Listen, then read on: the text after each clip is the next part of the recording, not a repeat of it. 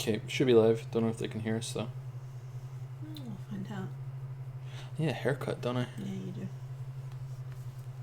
It's not awful yet, but it's getting long. Getting pretty long, yeah. Finn does too, though. Leo's okay, but Finn needs a haircut too. Okay, you guys should not be able to hear the game. Maybe you want to hear the game? I don't know.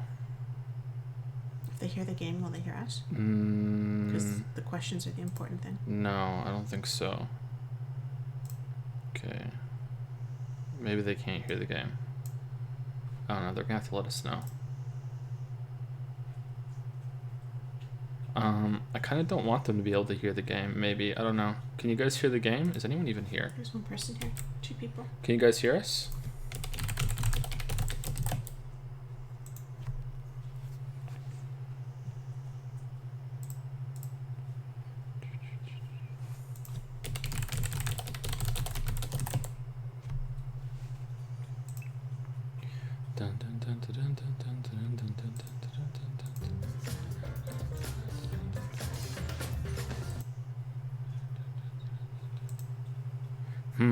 They can't hear the game.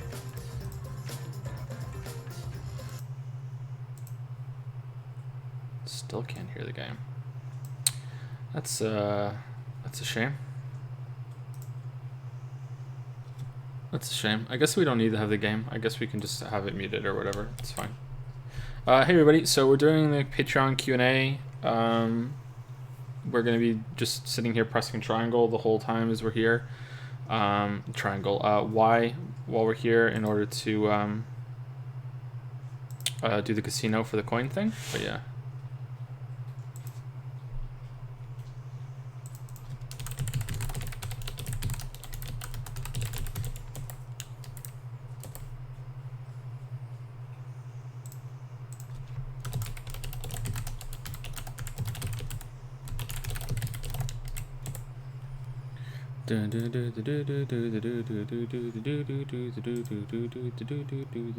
Yeah, so what we're gonna do is I'm gonna hit the button and now can you hear it?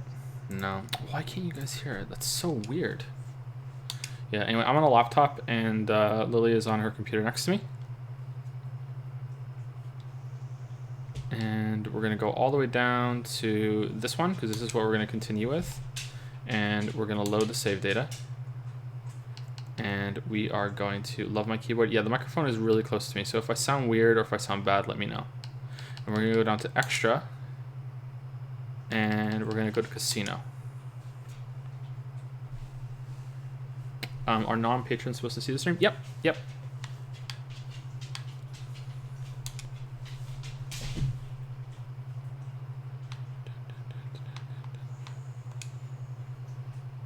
So we're just literally gonna be sitting here, just pressing Y the whole time as we talk. There's gonna be nothing else.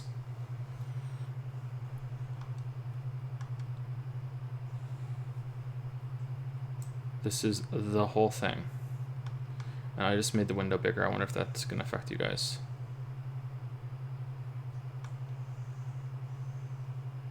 Yep, it did. Great.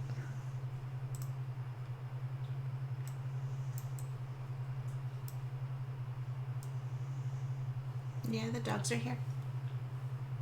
One is sleeping. Whoa, it really doesn't like this.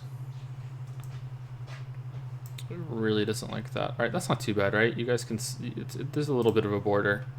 Someone's gonna be mad. But I think that's okay.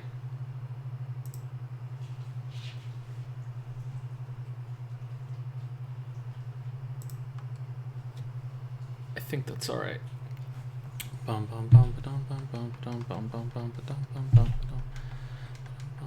It looks more cinematic this way, right?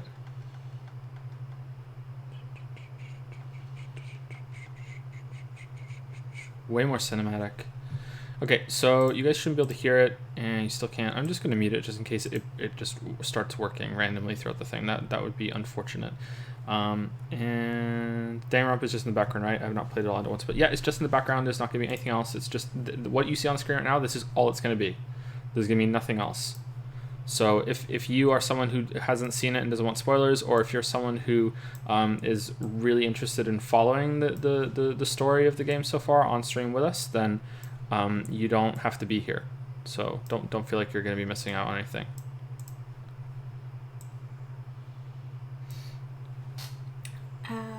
Good to finally catch you live. I hope the pregnancy is going well. Thanks, you guys. Hope you're feeling better. Praying to Atua for Lily's good health.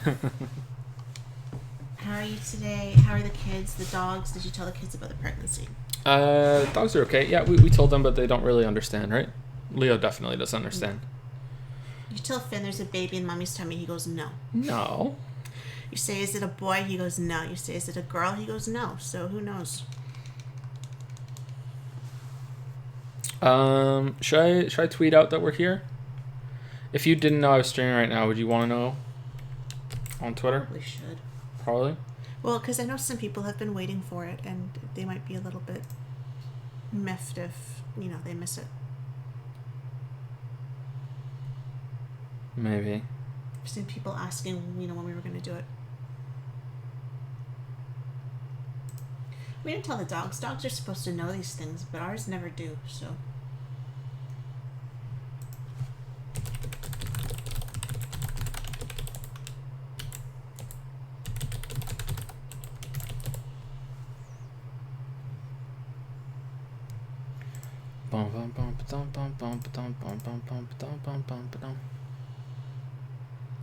It's a tweet, man. Tweets are cheap.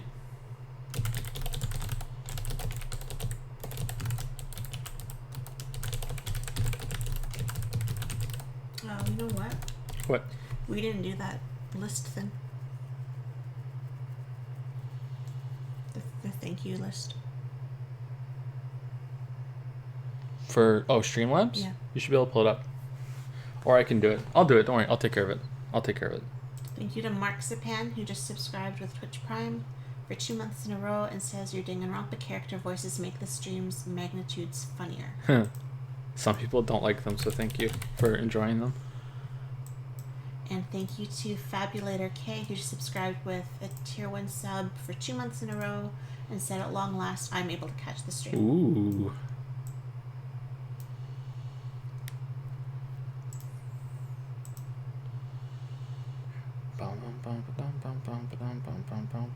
You like the keyboard? Is it really loud? I'm sorry. You probably won't hear it after this. Thank you, Kid Primus, for subbing while the stream was down. And Sveti, stream down as well. Sveti8, thank you so much. I don't think people watch these VODs very much, but just in case you do, thank you, Kid Primus, thank you, Sveti. Thank you again, Marxipan, and thank you, Fabulator K. Thank you.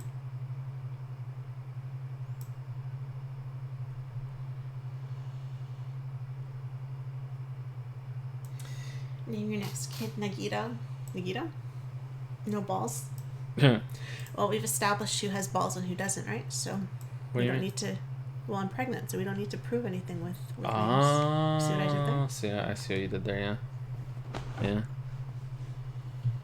I see it. So how is the audio? Can you hear me just fine? Can you hear Lily? We have a different setup than we usually do.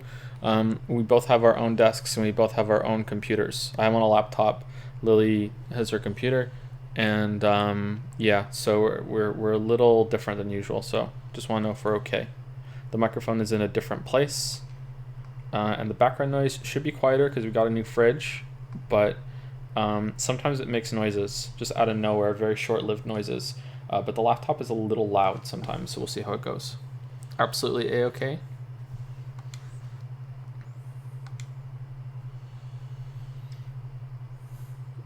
What's the full schedule? And I mean, full schedule is the next 20 years. I have no idea, man. But it's full. It's full. Haunted fridge. Dun dun dun dun dun dun dun dun. So I'm just gonna I'm just gonna absently hit Y the whole time that we're playing. Sometimes I'll forget.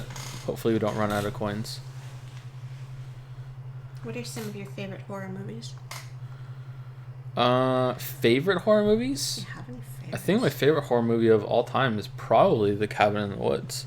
which I showed in the video. But the Cabin in the Woods is not meant to be scary, so it's a. I really don't want to say any more than that because the movie is so good that anything else will spoil it. But the Cabin in the Woods is very, very good.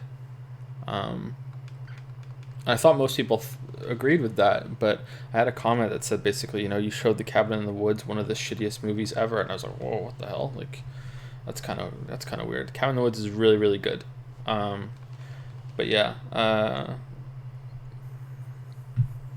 there was a Korean film called Noroi that Weeaboo Bill got me to watch a long time ago, and I thought that was pretty creepy. Has like this building unsettled feeling as you watch it. Had some cool parts.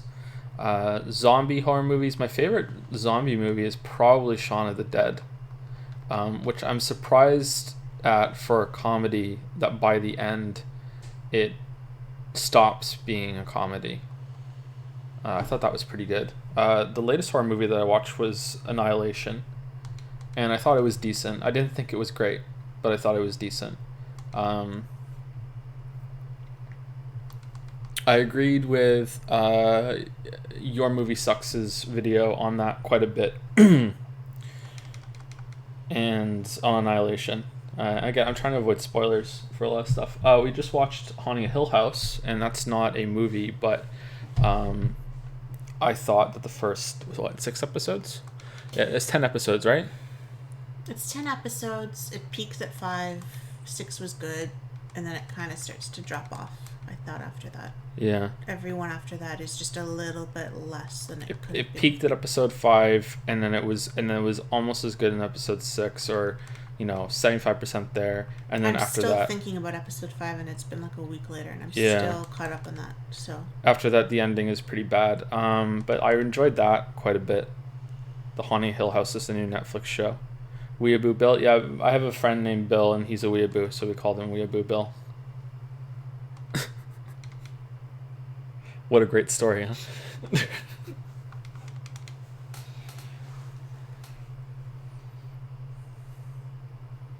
Chick Vidi used a bit to say, I'm writing a short story with 2 people in a room that are talking premise. Wait, I'm writing a short story with 2 people in a room that are talking premise. I'm trying to figure out important info for writing the unreliable narrator. Any tips? I don't really understand. Do you understand? Talking premise? I don't think I've ever written something with an unreliable narrator, have I? Let me see. I mean, maybe. I don't know. I feel like unreliable narrator as a term has been stretched a little bit recently. Like, some people think that an unreliable narrator is someone who does not know everything that is going on when they should know more that's going on. Whereas an unreliable narrator, it means someone that is very biased and is very caught up in their own perspective, that they are not objective when they are telling you what's going on. I don't know. And I don't think I've ever done that.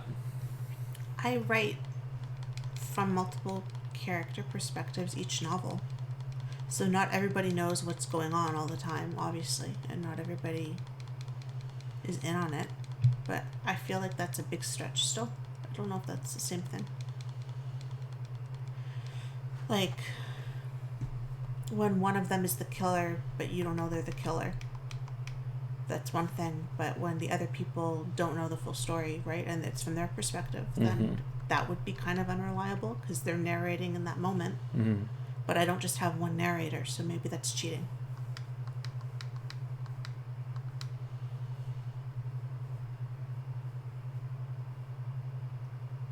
Yeah, I don't know. Sure. I don't know either. Yeah. I never really thought about it. I would say that if you have different scenes with different characters from a third person perspective, and in between those scenes something goes on and you just don't tell that information, I don't think that's an unreliable narrator. But it depends on how much you're in their head. I don't know. Yeah, I'm not sure. Sorry. Yeah, I'm not sure. Read Gatsby? Is that a good answer? Just say read Gatsby. Gatsby.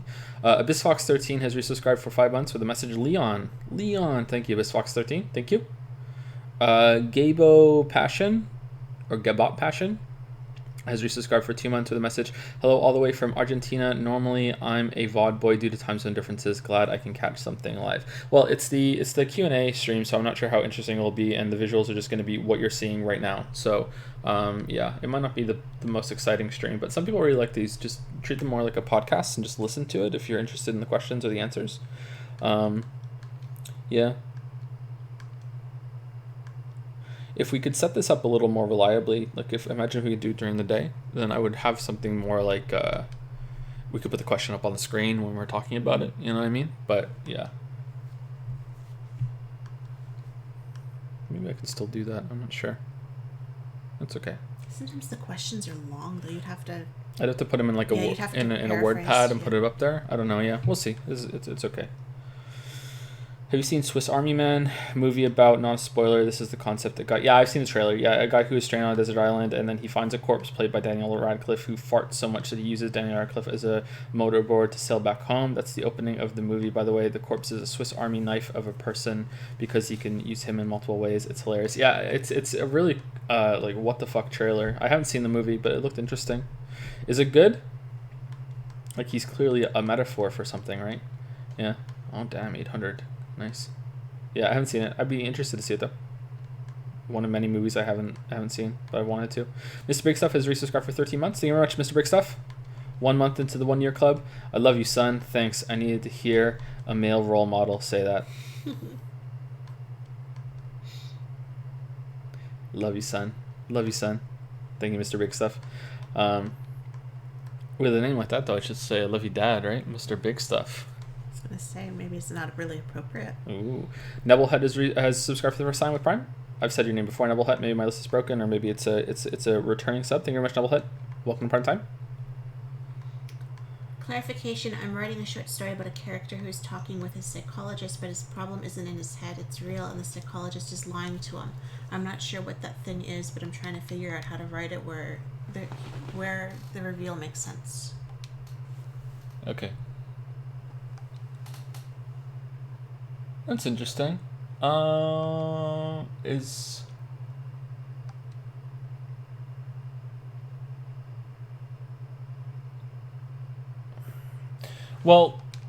I think the way to go is that if the psychologist is lying to him, lying means that the psychologist knows that the problem isn't just in his head.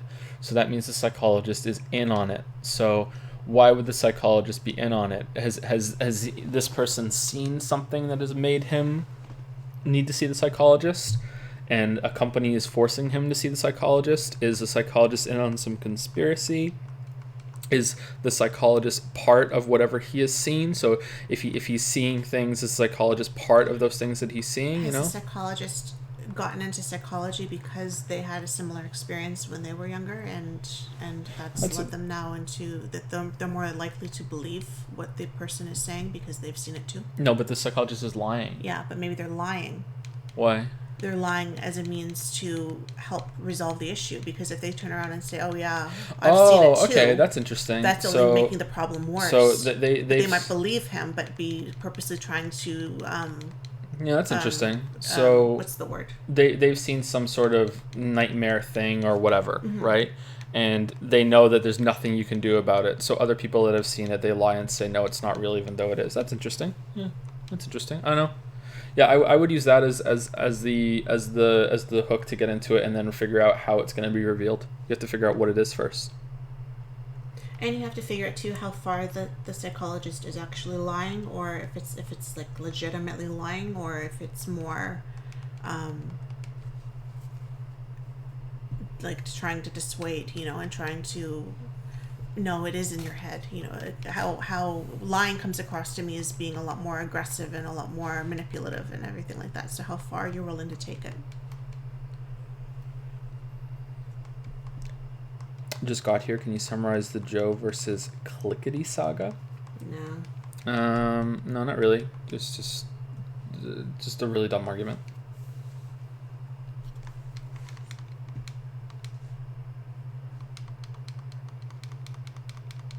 I don't know. I don't want to presume anything, so it's fine. It is what it is. Joey's Weeb says, "What did you think of I Have No Mouth and I Must Scream? Was it better than my username?" Nope, it wasn't better than your username. The title of the I Have No Mouth and I Must Scream is better than your username because it's just one of the coolest titles ever. The story was much better than the game. The game was not that great, but the game might suffer from having to be in the genre that it was chosen to be in, and there's a lot of bullshit, and I didn't like it very much. Yeah, I didn't like it very much. Anyway, let's start with the Patreon questions, because maybe we can get about half of them done today, and then we can get half of them done next time, which might be tomorrow night. It might not be, though. We'll see. Hold on 1 second. I have to communicate. He's a real person, Seth. And I swear it's not all in my head. What would you do? I'm not supposed to tell you, but I was supposed to whisper my answer about you and Weeaboo Bill. Oh. Why couldn't I hear you? Because I'm supposed to whisper it. Oh. Maybe in case you somehow managed to, influence me with your magical Weeaboo powers or something. It was a big secret, even though you have chat open too.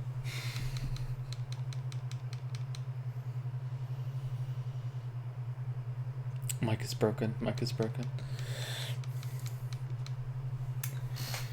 Okay, shall we start? Yep, go for it. Hi, Mael said, "Hi, Lily. Hi, Joe. Hope both of you and your family are doing great.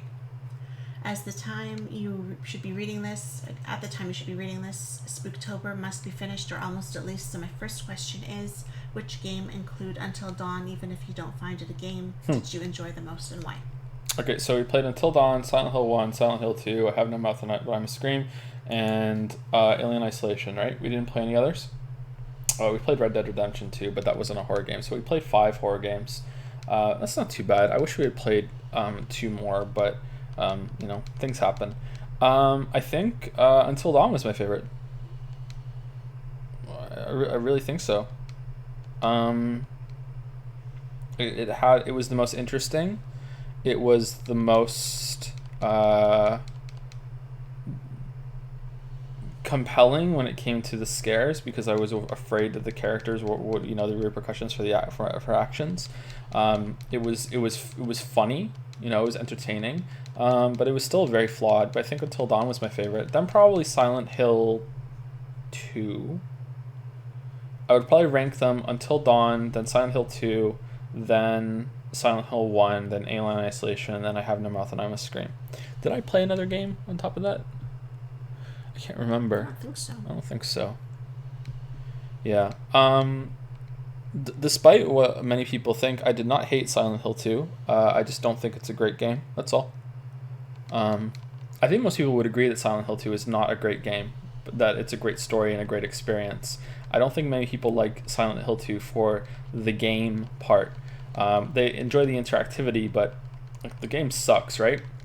The puzzles were the best part of the gameplay, and the puzzles were, there were a couple of good ones, I think, 1 or 2, but the other ones were kind of yeah. I don't know. Yeah, Until Dawn was my favorite.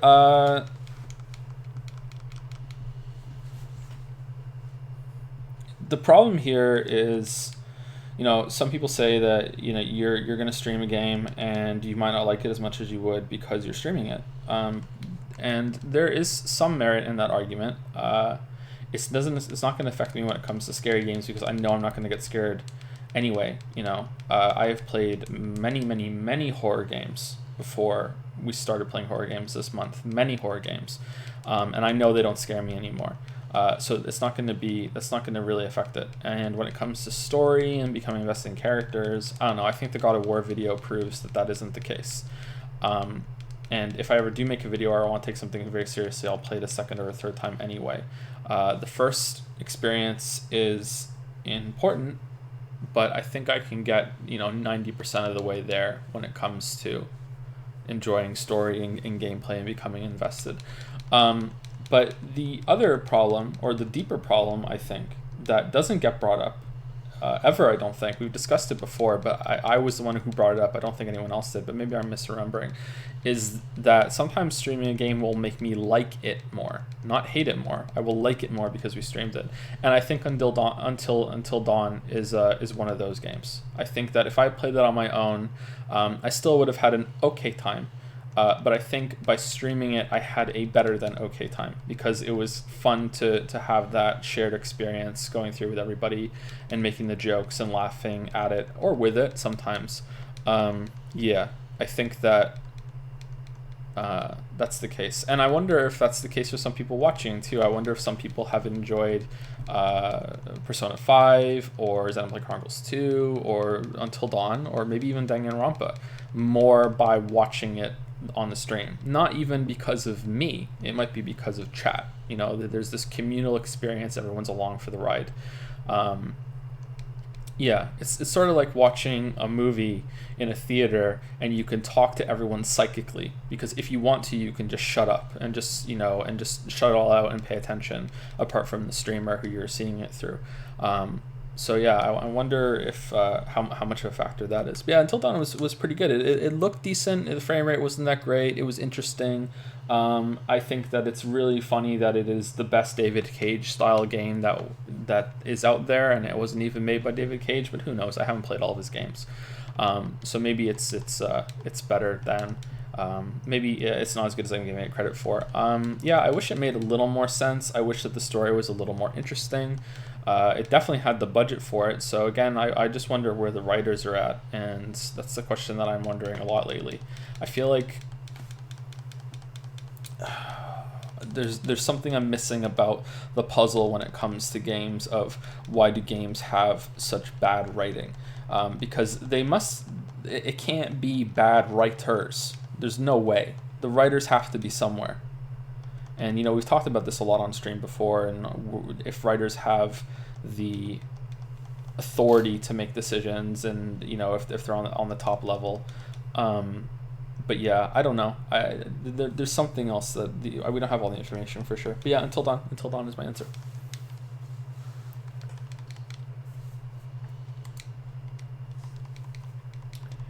This one is for both of you. I like to write. I've been doing it since I was like 14. I'm 26 now, but really sporadically. I have written various short tales, and I'm fine with them. Not that I think they're great or anything, just okay. But I want to do a novel since a couple of years, but I just can't. Every time I try to write a longer story, I get caught in scenes, which I find necessary for the story, that are just not fun to write for me, and I think that affects the quality of my narration. Have any of you struggled with the same troubles? Any tips or recommendations to avoid getting trapped in a part that I just don't want to write, but I think that I have to? Edit. I hope to be editing this on time, but what I meant are mundane scenes to develop characters. I think they are necessary from time to time, but I just can't find the way to write them interestingly, or I get bored writing them. That will be all for now. I thought about sending this month just salutations to alleviate your task of the Q&As, but oh well, maybe next month. Lily, in the last Q&A, you pronounced my name correctly, so you remembered. Hopefully I said it right this time. I think you did, yeah, I remember, yeah. Do you want to go first, or should I? Do you want to paraphrase the question? So, they want to write a novel. Hold on, sorry. We're on the first Patreon question, the Patreon question. So, unless you're Jaime L, we haven't answered your question. Sorry, go ahead. They have experience writing short stories. Yep. They want to write a novel, but there are scenes that they're struggling to write that will develop the characters, that they're basically getting bored writing and they're not enjoying writing them, and it's affecting the quality, I think, of how they're writing, and also the enthusiasm that they don't want to write and they're getting stuck. Okay. That's how I took it too. Yep, anyway. That's how I took it too. Okay. It happens. The book that I'm writing now, actually, it's happened a few times where it's not so much character development for me. It's more I need these scenes to move the story to the next major plot point, and I always switch characters so that every character, every important character, gets their own scene within a chapter, so it moves the story forward for me. And I find it more interesting for me to write it that way. I get bored less often when I get to switch perspectives, so there's that. But I still get kind of bogged down sometimes with, I know there's something more exciting coming up, and I'm itching to get to that point because I want to tell that part of the story. But before I can tell that part of the story, I have to tell this part of the story. And sometimes it takes me longer to get through it. Switching characters' perspectives helps. But honestly, when I get to that point, I try and have dialogue as much as possible because I find that dialogue really moves the scene for me. So if there's something you're trying to convey about a character and you want to develop that character, then put that character in a scene with one other person, at least, maybe two, and have it kind of switch between dialogue between the two or three of them, and have information kind of explained in that way. Because I find when they're speaking, it's not just big blocks of text or huge paragraphs where you're constantly in their head, or you're referring to stuff that's already happened either within the story or in their past, or it can get very it drags when you get too much like that and repetitive. And so keeping it fresh kind of makes it more interesting. Mm-hmm. And different voices are then contributing to, and you're not just showing about one person, you're showing about multiple people. So if you wanted to give backstory about a couple, for example, maybe have them cleaning up the kitchen after they have dinner and they're loading the dishwasher and they're talking about their day, and you convey a lot with just body language and the way they speak to each other and what their day was like just from that scene, instead of being in his head and then being in her head, and it won't move the same, won't flow. So yeah, that's what I would do whenever I'm stuck somehow. I try to have dialogue. Okay, that's your answer? That's my answer. Final answer. Okay. So my answer is that if you are finding a scene boring to write, that it will absolutely be boring to read. So you have to do something different. If you are writing something and you are the whole time like, oh man, like this is like that, they're gonna be able to tell. That is not the same as when you're writing something and it is pulling teeth. So there are two modes of writing that I know of, and it's not like, it's not binary. There's a spectrum, and I think Lily will agree with me. It's either coming out like kaboom, easy, or it's, oh God, I write a sentence, I write another sentence, I write a sentence, I write another. It's pulling teeth. So those are the two modes, and sometimes you'll drift, around them instead of it being like one or the other. Now, if you're pulling teeth and you're writing, that does not mean that the scene that you're writing will end up being bad. There have been times where I have written something that is in pulling teeth mode, and when I go back and I read it, I'm like, oh wow, this is pretty good, but not always. Whereas if it's coming out really smooth and easy, kind of sexual, it's almost always good, right? Like that's when it's the best. It's almost always, and that's the times you look back and you read it and you're like, wow, I did that? Yeah. Because you're not even really aware that you did it. Whereas when you're painfully writing it, you're very aware of what you're doing. However, there are times where, like you said, it's really good. If you leave it and you come back the next day, it can be really awesome. Yeah. And you're like, wow, that actually came from that. Or sometimes I find it's now fresh in your mind, and if you try to fix it, you can fix it really easily, and then it will come out really smoothly and easily. My chair is making noises. So if you're not a writer, or you're not a creative person or anything like that, because I'm pretty sure artists get the same experience. Do you know when you're reading a book and when you get to a really good part in a chapter or anything, and you get into the mode where you are turning the page without realizing that you're turning the page? You start at the top of the page, suddenly you're 4 pages in, or you're not even consciously aware that you're reading anymore. Writers can have that happen to them when they're writing, and that's what we're discussing, and that's when it is the best work that comes out of you, in my experience. But that does not mean that when it's pulling teeth that it's always bad. So that is different than you're bored. So if you're bored by a scene, that is a third separate problem, or a third separate kind of place to be at. And if you are bored writing, your reader is going to be bored reading. You need to fix it. So how do you fix it? Well, depends on the novel, depends on what you're doing. I don't really have this problem when I'm writing. I'm a big on planning. I will plan out every single scene. I will plan out every single big plot point. I always know the ending. I always know whose perspective I'm going to be in every scene, and that's very important. This does not mean that everything gets set in stone and it never changes. Quite the contrary, actually, a lot of things change. There have been whole characters that have just shown up out of nowhere in the middle of writing something that have just demanded that they take center stage for a little bit, and suddenly they get wrapped up into the narrative. The fan favorite character in the Bounty Hunter series was like that. Just wasn't planned at all. And just became arguably maybe even the main character at this point. So, that wasn't a planned thing whatsoever. Anyway, so I avoid this problem by having different characters that I'm eager to get to their perspectives, and having things that are always going to be, there's always a narrative thread that's going to be woven between every single scene. So you can lay from the very first scene that you do in a novel, or to not be, extreme, maybe the second scene, very early on, you should be laying details down that you can call back for later. People know and instinctively know that the beginning of your stories, that it's always going to be a little awkward. As good as your hook is going to be, they need to know, okay, well, who is this kind of character? What kind of voice do they have? What's their story going to be? What's this book even about? And that's when you can lay down some foundation to have some stuff to call back later.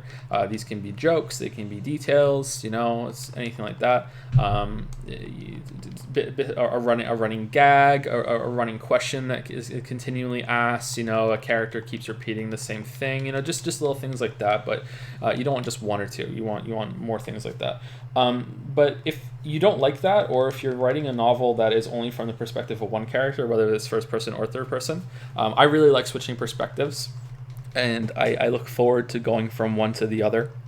When I do a scene break, it's very rare that I will have the same scene from the same perspective 2 scenes in a row. Same with you, right? I switch every scene. Yeah. Sometimes it's at the same moment that they're having their own scenes. Sometimes it's one leading into the next, that's so that it's always moving forward. Yeah. So I would recommend trying that if you just want a very simple technique answer. But if you're going from the same perspective constantly, then going to a new place will help too. Always go somewhere new in the next scene. And don't be afraid to begin a scene right in the middle of when the interesting stuff happens. You don't have to start every single scene with, it was a Wednesday, it was raining, the window was cold, it was 8 p.m. and they were drinking coffee. You don't have to do that for every single scene. You can just start. You don't have to do that. Of course, this is all going to depend on what kind of book you want to write. But the really complicated answer, that is something that I rarely do, but I do think of it sometimes, is the best analogy that I can think of is to film. So when you are watching a movie, there will be clever use of cinematography that is presenting a scene. This is backwards because books came first, but most people understand movies more than books now, I think. Would you agree with that? I think more people. Sorry, I was reading. Do you think more people understand books do you think more people understand movies and TV shows more than books? Is it easier to see what they're trying to do? I think so. I think it's a lot easier to show something than to explain something in a way that people will see universally. Yeah.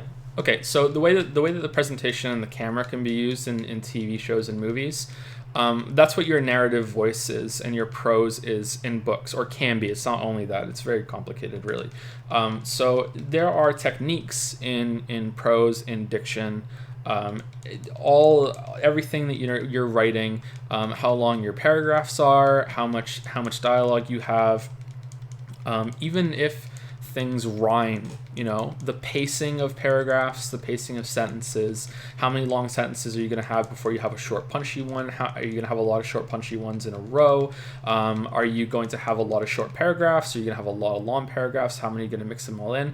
And the person who does this the best, in my experience, is Chuck Palahniuk. So if you want to know how creative this can be and how you can have a fun time, an interesting time, even if the content you're writing about isn't really that engaging to you, is that you can be creative with how you're presenting and writing the story. And Chuck Palahniuk, especially in Fight Club, the book, will often have prose and chapters that read like poetry. It's a mix of poetry and prose. And that's really impressive. But that is like some high tier shit that hardly anyone does. John Irving is my favorite writer, and he barely does this. It's more about the plot and being more direct. But if you are that kind of writer, I would look into Chuck Palahniuk and seeing how he does it. And I think that's my answer.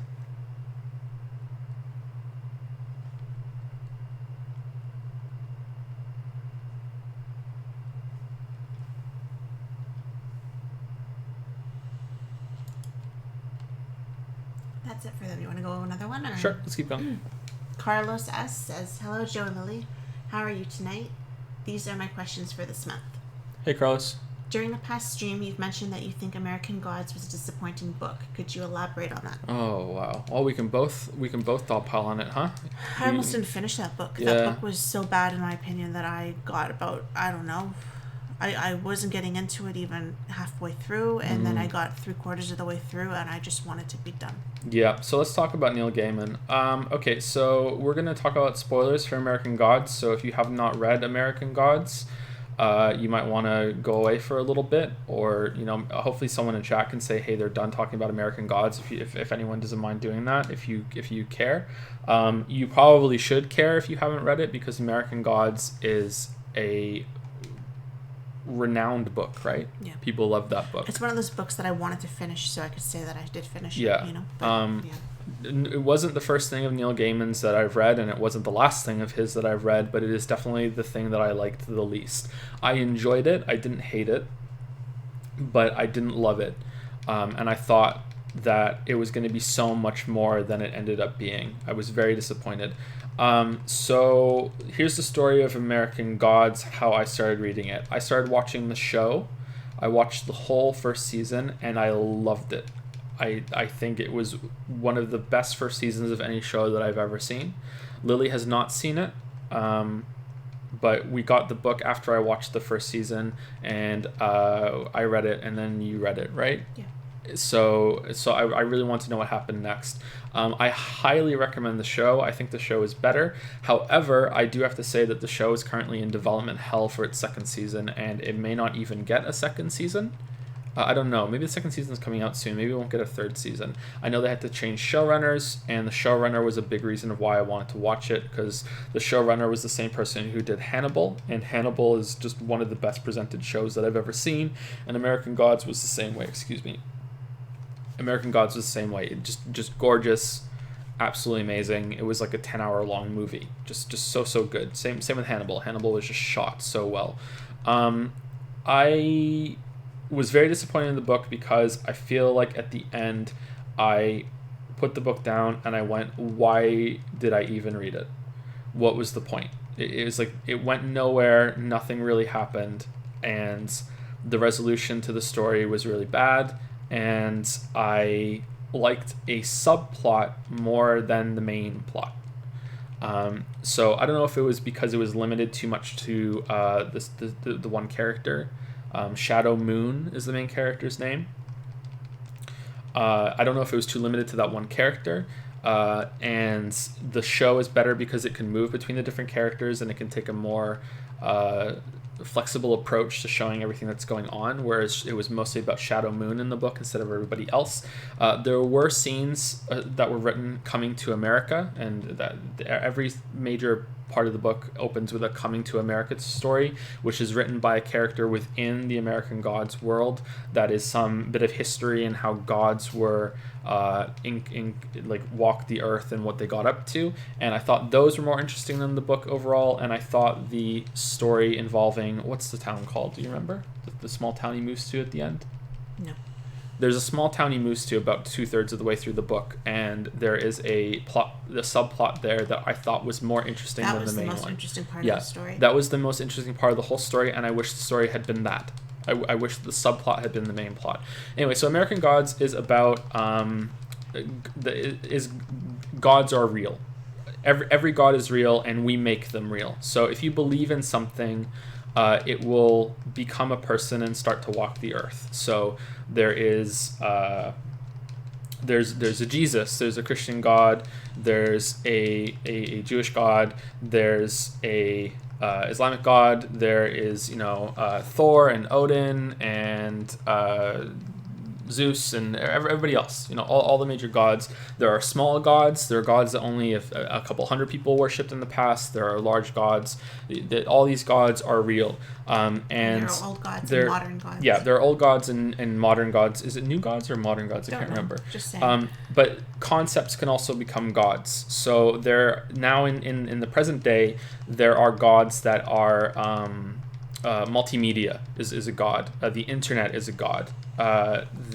Globalization is a god. The concepts are becoming gods, which I'm not sure if it was deliberately done that way, that the new gods seem to be very kind of vague, and they're very broad of what they represent, whereas the old gods are very specific. It is, I am the god of this, and I am from this part of the world, like that sort of thing. I wonder if that was specific. It probably was.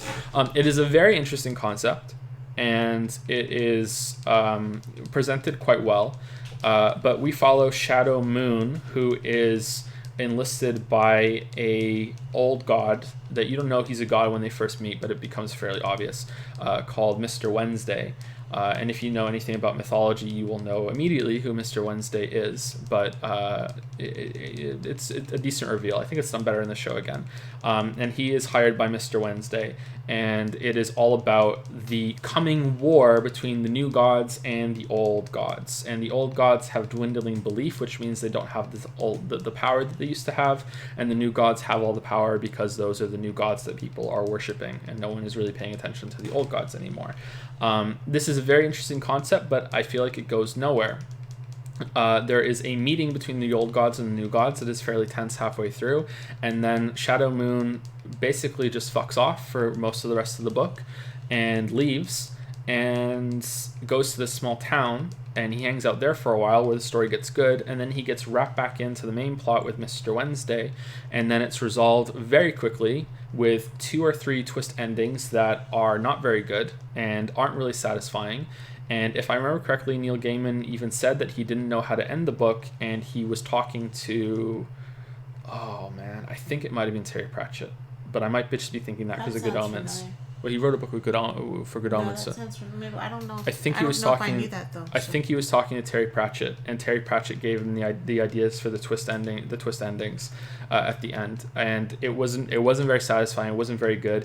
And then after that, he goes back to the town, and the subplot is resolved, and that was so much better than the main plot. So much so that I don't even want to say spoilers because that part was good. That part was that should have been. If you like to read and you're not like you think that a book has to be really terrible to waste your time, it's worth reading just for that subplot. It was really well done. But yeah. I also thought the story, it was very brief, the storyline with Laura was interesting. Mm-hmm. And I felt they didn't do enough with it, and she was just there, she wasn't really doing much. And I thought they could have done more with her character and with her plot. She's way more prominent in the TV show. Yeah, she's kind of nothing. And that just kind of ends too. That's just kind of like... Yeah. We're done with her now. We don't need her anymore, so we'll just eliminate that part of the story. It didn't seem like it ended for any good reason. I feel like it's about half as long as it should be. Don't you think? Like it should have had more development. It should have had more going on. But yeah. Yeah, but while I was reading it, it felt like it was going to go on forever. It was just dragging for me. If I remember correctly, the old gods and the new gods are about to have a big fight. Like they hate each other, and they've been spurred into this war. That they're going to have this big blowout fight. And if I remember correctly, Shadow Moon just goes into the battlefield, stands between them, and convinces them not to. Yeah, I think so. And he doesn't like, and everyone is sort of like, who the fuck is this guy? Like, and he just kind of is like, how about you guys don't? It's really not that good. I didn't like the plot. It seemed interesting to me because of what it was supposed to be. You know, it was supposed to be based with mythology and you know, old versus new, and I thought that was an interesting concept and everything like that. And then it worked out that what I actually wanted to read more about was the stuff that had nothing to do with the mythology, and I thought that was kind of backward. Yep. That part wasn't grabbing. I felt no connection to any single character either. There was not one character I actually gave a shit about that I was invested in, that I wanted to know what was going to happen. And they were just there. And there was one of the biggest coincidences that I have ever seen in a book that made me, and I mean this, I threw the book on the floor and left the room for a while, because I was just so like, are you fucking serious? Yeah, no, I got mad at that too. Yeah, I thought for sure it was planned, and it was a purpose for it. Like it was done on purpose, and it was leading to something else. You know, that it was happening for a reason, and instead it was just because. Yep. And again, he goes to Lakeside, which is what they said the name is Lakeside. Lakeside, that's it. Yeah, Lakeside. It's so removed from everything else. So like, how the fuck, you know? Yeah. Like, so should we spoil that just so people know? If I can't remember all that well right now. Like that coincidence was that Shadow Moon is in prison at the beginning, and his wife is having an affair while he's in prison. He's in prison for 3 years, right? His wife is Laura. His wife is Laura, and Laura's having an affair, and with his best friend. With his best friend, who is married to a girl that I can't remember her name.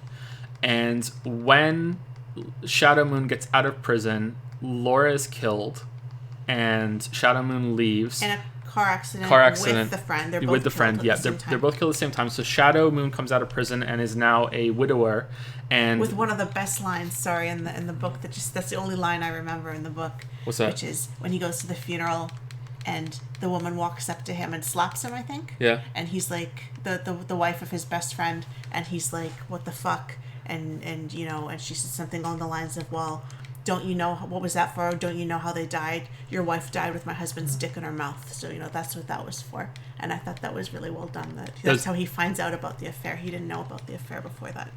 So there's the Shadow Moon, the widower, and then this other girl, I can't remember her name, Stephanie, who's the There's the fridge. Making its debut. It's done. Stephanie, who is the widow of the best friend who was fucking Shadow Moon's wife. They are never seen again after this. You know, she leaves. I think in the TV show she comes back when Laura is buried. Maybe that happens in the book too, but that's in the very next part. So then they leave, and it's never brought up again. And then Shadow Moon goes with Mr. Wednesday, has some crazy adventure, and then is sent to Lakeside, which is meant to be very, very remote and completely safe, and no one can get them there, anything like that. And Shadow Moon gets there, and he's you know, undercover. No other god or anything can find him there, and it just turns out that the sheriff, right? Mm-hmm. The sheriff that works at Lakeside, who Shadow Moon befriends and they become good friends, is the cousin of the widow of the best friend that was fucking his wife. And she shows up, you know, having reclaimed her life after her husband died with the affair, to start a new life in Lakeside with this sheriff, like third cousin or whatever, and they're going to have a relationship. And because she shows up, she knows who Shadow Moon is, and because Shadow Moon's living there with a fake identity, and gets him arrested and causes the whole story to spiral out of control. And it is, and that's it. It's just, well, also a little bit coincidental too that the girl that he meets on the road going, you know, is the sister of his neighbor and everything. That I think is explained a little bit by having the gods kind of manipulate things. But still, it's like 2 for 2, you know, like that's. But again, yeah. In this little nowhere town, you know, that, and he happens to be living right next door to the sister, you know, and she's a big player in the big plot, you know, so that's like tied to the plot that we like, you know, like. It's not as much of a stretch as the widow of the friend, but like You for a little small town, it's a lot. Sorry, someone burned me in chat. You really took a lot of time to tell that story for being a book writer. Well, I'm trying to dodge as many spoilers as I possibly can while speaking on stream, while hitting a button, while speaking it with, talking about it with Lily, while reading chat. So I'm not exactly in my element here. So, sorry that I'm not being super efficient with my language live on stream while doing 3 other things. Damn you. I know, right? Maybe if you had typed it out in chat. Maybe. Then it would be more like writing.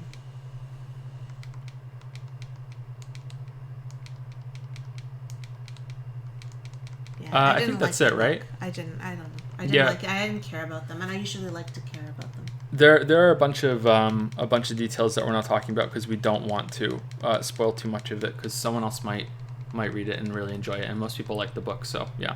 However, he did write that other book that you read for the God of War video, the mythology book. Yeah, he wrote that. And I really liked that book. Good Omens was really good too. I haven't read Good Omens, but I really liked. I don't remember what it was called. The Norse mythology book.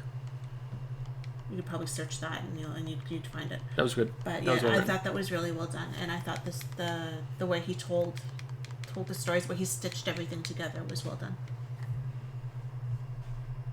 So it's he's maybe better at some things. Maybe if I read something else of his, I would like it more. But not a good first impression with American Gods for me. I met him too. I hadn't read American Gods before I met him. I should have. Wish I had. I'd be like, hey, shook his hand. American Gods fucking sucked. Nah, it didn't suck though. You wouldn't have said that. It was good. It just wasn't great, And I wasn't really hyped up for it because everyone says it was great. I think I was hyped up a little bit because of the show and I wanted to know the story. But yeah, I try to keep expectations low as possible, but maybe the show made me expect it to be better than it ended up being. Yeah, it was good.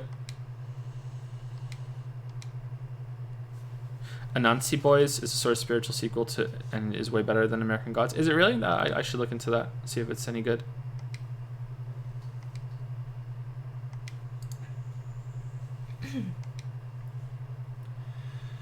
Since it is still October. Uh-oh. Whoops. Are there any horror games from Spooksgiving or that you've played previously that really impressed you? How do you think this genre could evolve moving forward in terms of storytelling and gameplay? Also, any plans of playing the remake of Resident Evil 2, and is Lily like spooky things? As usual, thank you once again for everything you guys do. You have no idea how much I enjoy your videos, streams, jokes, and all. They really make my days more enjoyable and add a lot. Much love to both of you, and have a great night. Oh, thank you very much, Carlos. Thank you. Do you like spooky things, Lily? I do, but I don't watch a lot of them anymore. I've been trying to think of like my favorite horror movies and stuff like that, and I keep going back to stuff that came out like 15 years ago. Like I was really a lot more into it in my teens, and that kind of dropped off, I think, in my 20s. And I think probably like a lot of it had to do with just mental health reasons. A lot of horror movies can be very dark and can be very death and murder and suicide and ghosts and that kind of thing, and these horrible pasts and stuff like that.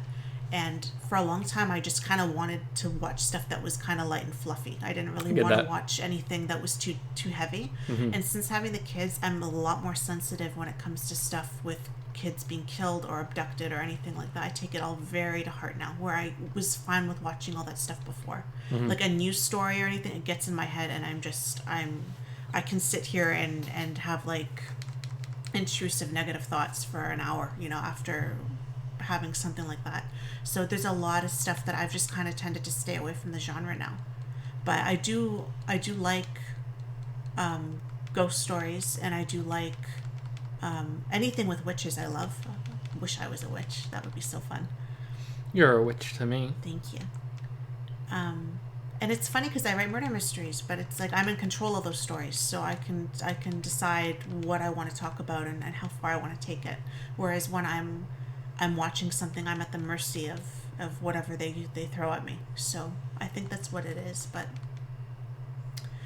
yeah, for my teens and stuff, I was very more into the old campy kind of, Freddy and Jason and stuff like that. I loved like Hocus Pocus and I think like you've the seen stuff that was more- more light and kind of.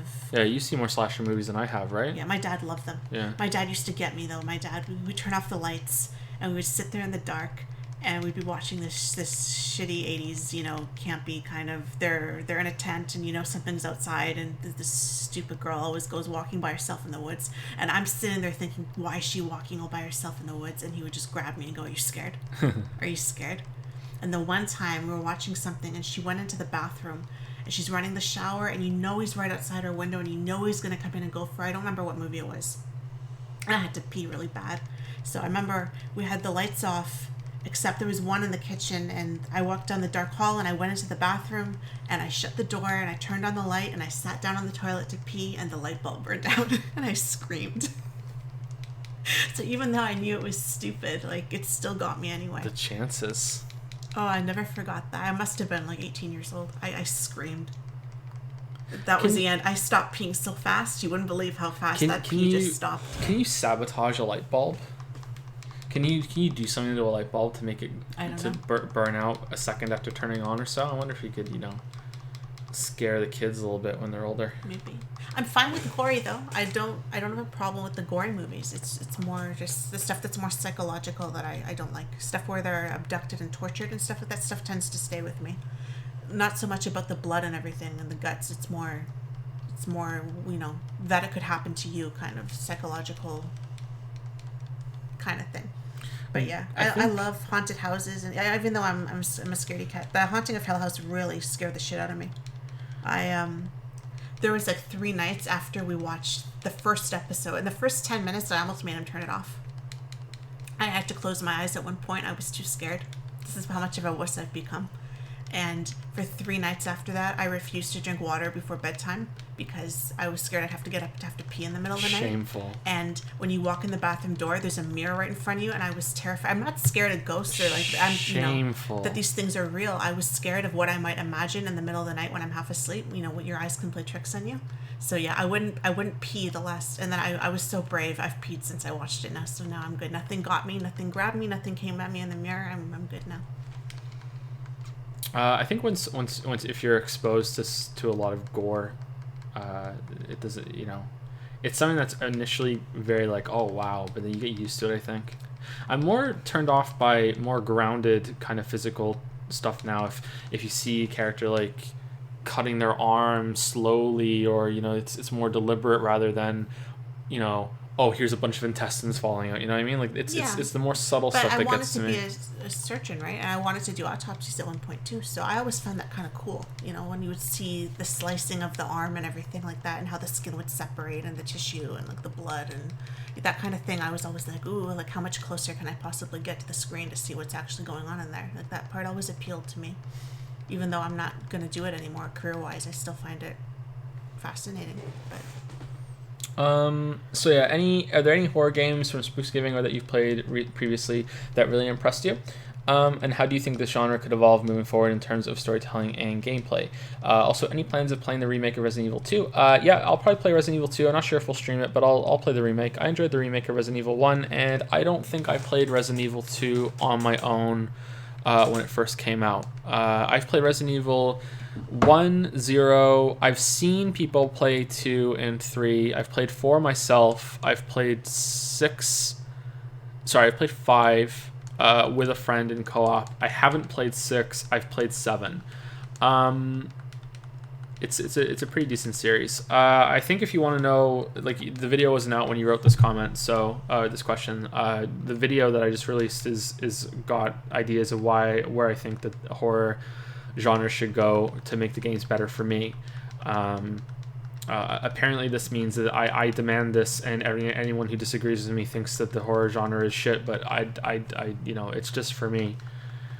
I don't get it, but yeah, that's still ongoing, by the way. If you've been paying attention on Discord, there's just still like anyway, it doesn't matter. I think in terms of storytelling, horror games are about in the same place as every other video game genre. It doesn't do anything particularly well. It doesn't do anything particularly poorly. Sometimes it can be good, sometimes it can be bad. I don't know. I think that there's not much I can say about that. I do think that the gameplay can be dramatically improved, and that's what the video basically goes into. I'd like the gameplay to be scary, whether that is from permadeath, or I would prefer if it was consequences in death that are tied to the narrative. But yeah, that's what I think in terms of gameplay. The two games that impressed me the most in the Spooksgiving run that we did were Until Dawn and Silent Hill 2. Until Dawn, I spoke about just a little bit ago. I liked the idea of consequences on death. I liked the branching paths. I don't think that it did it particularly well, but I don't think any game has done it particularly well apart from, well, I shouldn't say this because I haven't played it. I've just been told that Alpha Protocol does it well, probably better than anything else. So that's all I can say. Just because it doesn't do it particularly well doesn't mean it doesn't deserve praise for trying, at least, because most games don't try. I think that if they had made the game maybe 2 hours shorter, maybe even shorter than that, 3 hours shorter, and had more branching paths and had more chances for the characters to die and the story to actually react to that, I think it would have been much better. Yeah, so I think that video games have a problem with that they have to hit a certain length, and if they don't hit that length, that they are subpar in some way. I think I would prefer more short creative games than super long ones that still try to do something else like Until Dawn did. Silent Hill 2 impressed me, not because of the story, which we've discussed already on stream, and not because of the gameplay. I like the setting and I like the concept.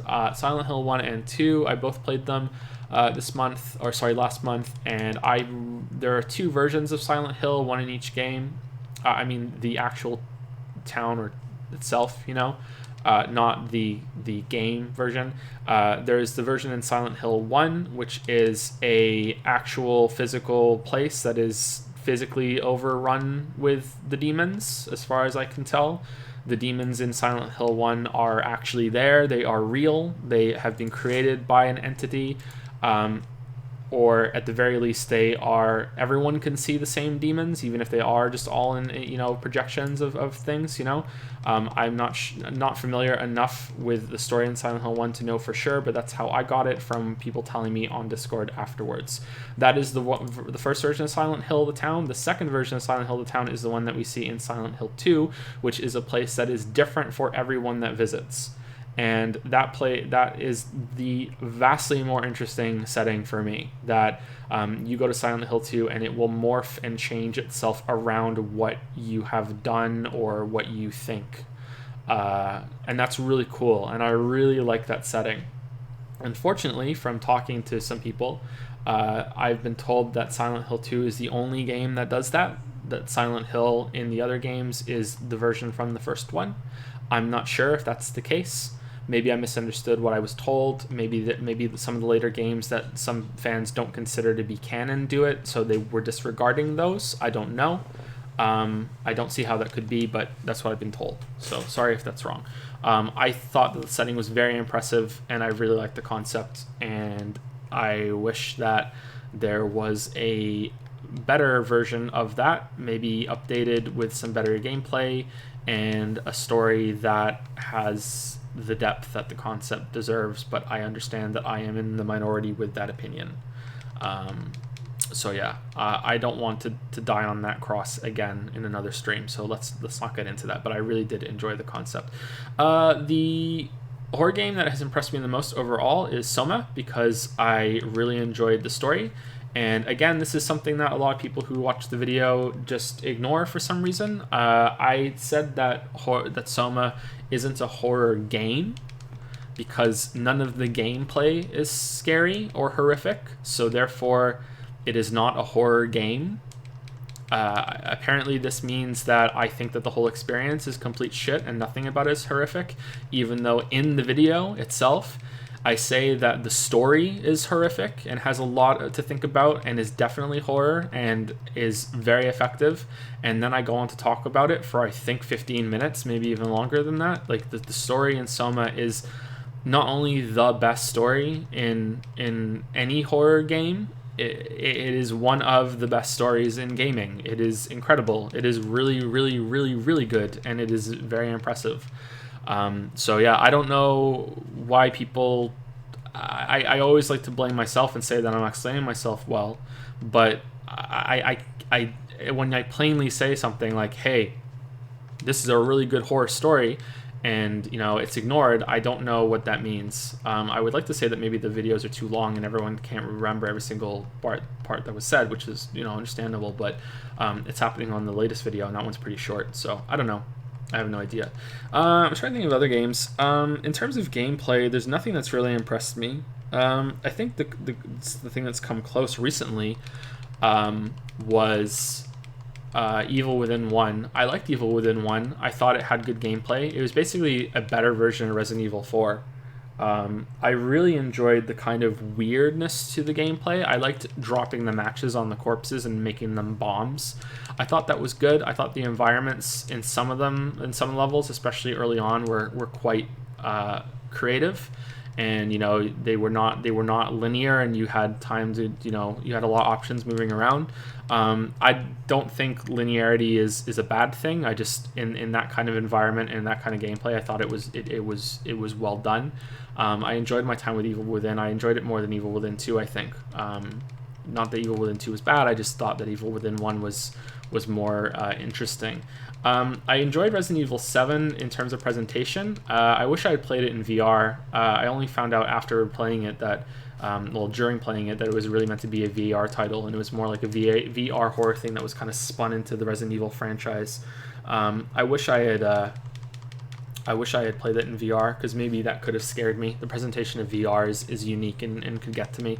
But I liked how committed it was to, you're stuck in this first-person perspective. You're going around slowly around this place. There's going to be monsters that show up and are going to be hunting you. It wasn't really that great when it comes to gameplay, but I really enjoyed the commitment to the presentation of keeping you in that view, and it must have been really good in VR. Someone in chat is asking if I've ever played VR, and the answer is no, I haven't. I haven't played VR. I don't know.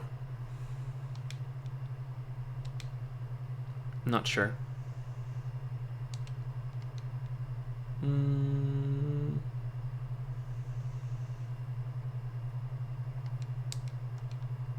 Trying to think of any other horror games.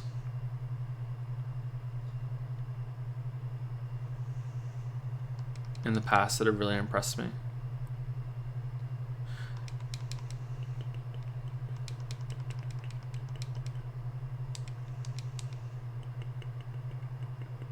Do we have some trolls in chat?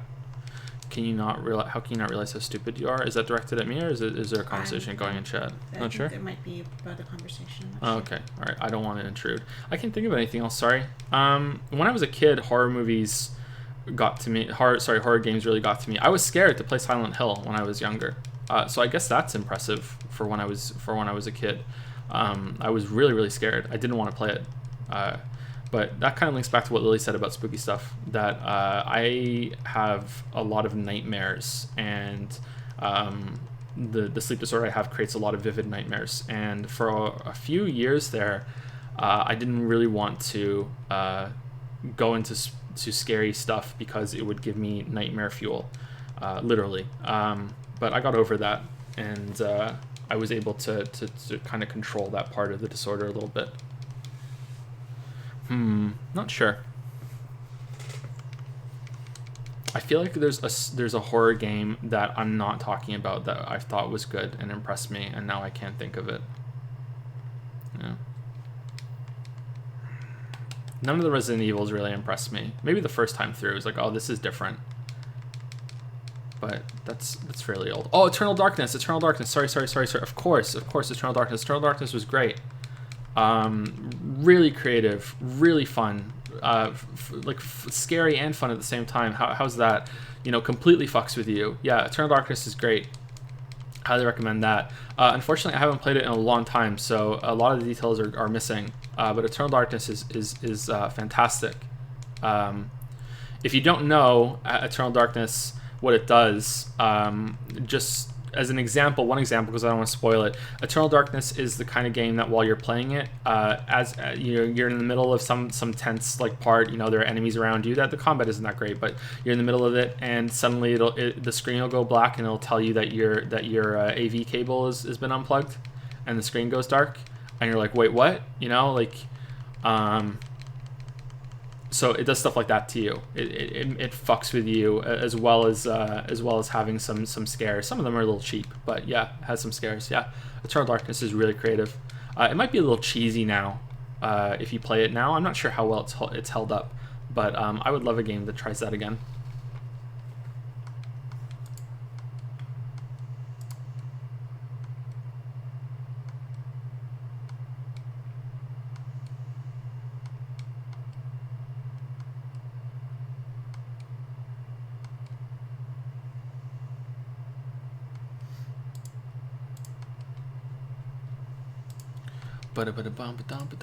Does Danganronpa count as a horror game? Because Danganronpa has impressed me a little bit. But anyway, sorry.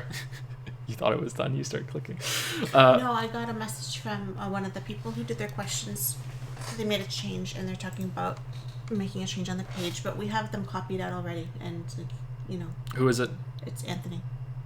It's Anthony W. Anthony, right? That was his name. There are two Anthonys, I think. Let me see.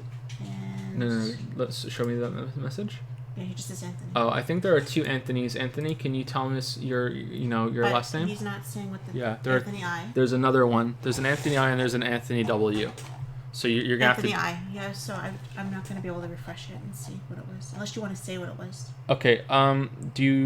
Just can you type out the changes to Lily and she will update the thing when we get there.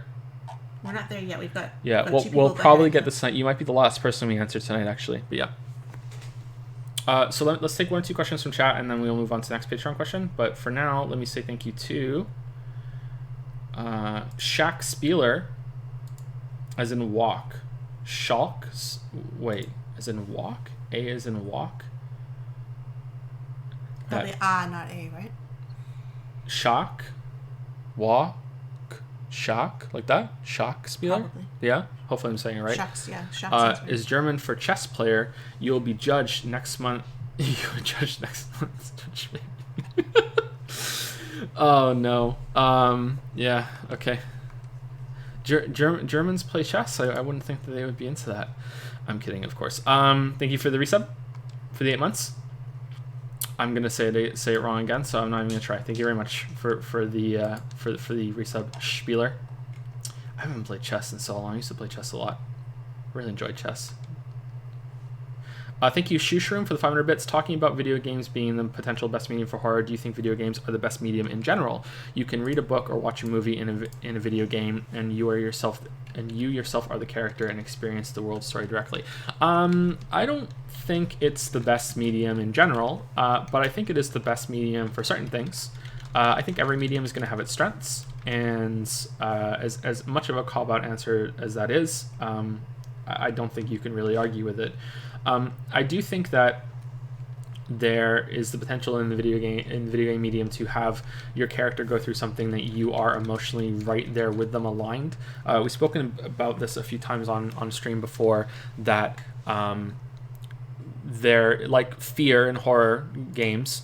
The other one is you can be matched with your character as you're growing in power. So as the character is getting better and stronger, not so much gaining XP, but maybe unlocking upgrades, or some like, I think Igor after talked about that in the Mega Man X video that he did. You're getting stronger, the game is about getting stronger, the narrative is about getting stronger, the character wants to get stronger, and at the same time you are getting better at the game. So it's all aligned and it feels really good. I would say that that games could do it way better than Mega Man X does, even though I really, really like that game. But yeah, we're talking about being aligned with emotions in the same place as the character. The other one is betrayal. So you will notice if you look back on a lot of games, especially that came out in the early 2000s, I think, but I'm not sure if it's continued on into this decade, that there are many games that have a voice that follows you, that that is over an intercom system, or codec or whatever that is talking to you and giving you advice and helping you along and is telling you what to do even, and then it turns out that, oh wait, they're the bad guy. So that is because betrayal is so easy to do and align with the player, because as the character is feeling betrayed, so are you, because you've been along for the ride and you've been thinking of them too, and it's you feel it right there with them. So I think that's why you get to dig in deep with this character over a long period of time with a game. I don't know what else video games can do better than other mediums, but there must be quite a lot. There's interactivity and storytelling is the easy one is to just go for branching paths and having them be able to choose the story. But the examples that we just went through, I think, that are maybe more potent, that you can feel the same thing that your character is. I think there might be more to that. I hit B by accident. Oh no. I lied. It's supposed to be this screen the whole time.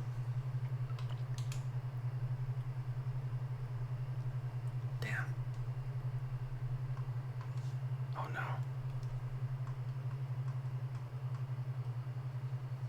But technically, video game should be the best medium, because a video game can contain a book and it can contain a movie. So there you go, right? Checkmate, atheists, right? We win.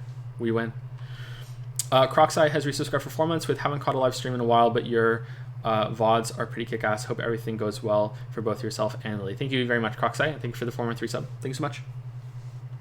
Glad you're enjoying the VODs. This was a little while ago because we got answering questions. Hopefully you're still here, Crocseye, or you hear it in the VOD. Thank you very much. Thank you, Frosty Jesus, for the 6-month resub. 6 months, 6 whole moths.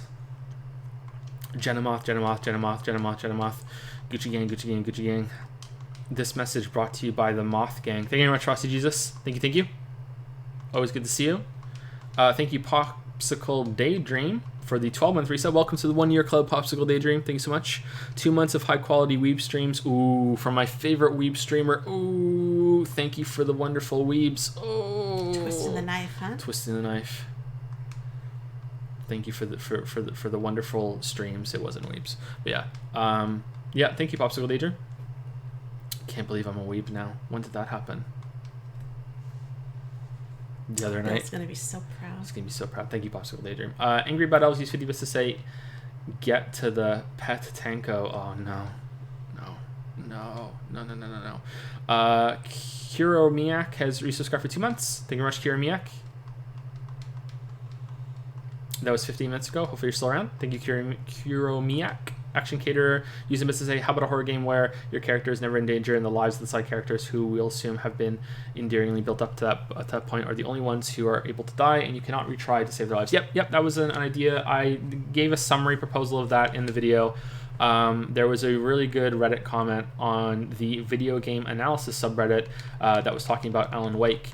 And it was basically that if the game in Alan Wake, you are Alan Wake and you have your wife, who I can't remember her name, and if they had built up the relationship and the wife's character more, and then made it clear that every single time you die that she goes through some bad experience, she gets hurt, or there's some torture, or she gets closer to death, and if you do die too many times and she dies and that's it, but you can still continue the game, that would change how that person would play the game, and they would make it so that they would really want to avoid death, and it would make every encounter really tense. And I think that is a very good idea.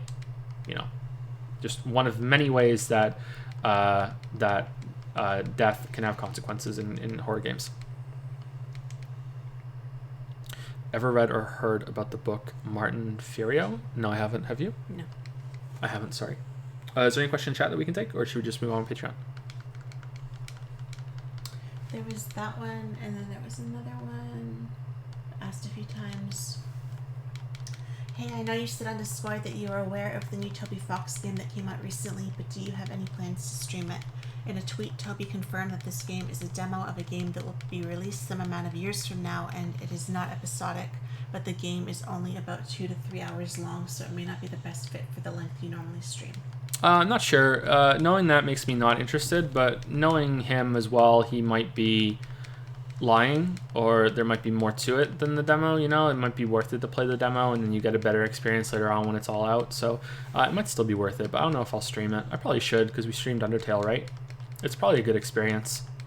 I listened to some of the music because I really like his music, and I wasn't really that taken by it, but I didn't listen to the whole thing. I just jumped around to some tracks. There were a couple of good ones. The battle theme was okay. Yeah. Do I have any favorite film directors? I actually don't. I don't really care. I know more film directors probably than game directors because video games are fucked. But I don't really have any favorite film directors. If I had to pick one, just based off of how much I've enjoyed their movies, it would probably be Tarantino. So that's a really high tier normie pick for me. But yeah, I think I probably have a favorite film writer, which is Charlie Kaufman.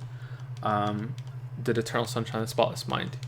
You like that one, right? His name, I don't know. I don't know the writers and the directors myself. Yeah, I don't really know much about them either, but that would be my favorite one. Yeah, yeah, such a normie pick. Christopher Nolan's okay, but he has some problems with stories that kind of piss me off, and I get annoyed. Yeah, I don't know. I don't really have any favorite director. Sorry, not really into that. This was asked before. I write short stories for myself and for friends, and I have the issue of all my characters talking the same. Any tips to fix that? There's some really like low level things you can do, which is you can make a character not use any contractions. You can try and imagine what an accent would sound. You can have a character that is more formal and doesn't really ever curse. You can have a character that does curse a lot. I think it'd be better if you can just list out all of the traits that you think that are in speech, and try to identify if there's any way that you can. Like my conversation right now is quite stilted. I'm stopping and then continuing, and if there was a way to emulate that in text, maybe you could do something with commas, but you probably couldn't really. So you would have to maybe have a lot of short sentences from that person, and show it that way.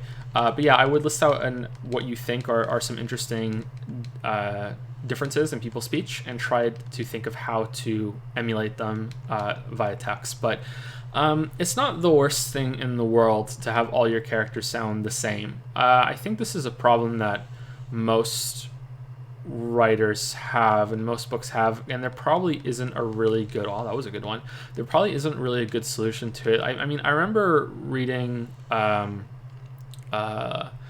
Picture of Dorian Gray, and that's Oscar Wilde, and I remember there were scenes where there was just so much dialogue and he wouldn't put the characters, identifying who were speaking, if I remember correctly. And there were times where I'm like, okay, who's saying this? Because it sounded like two people.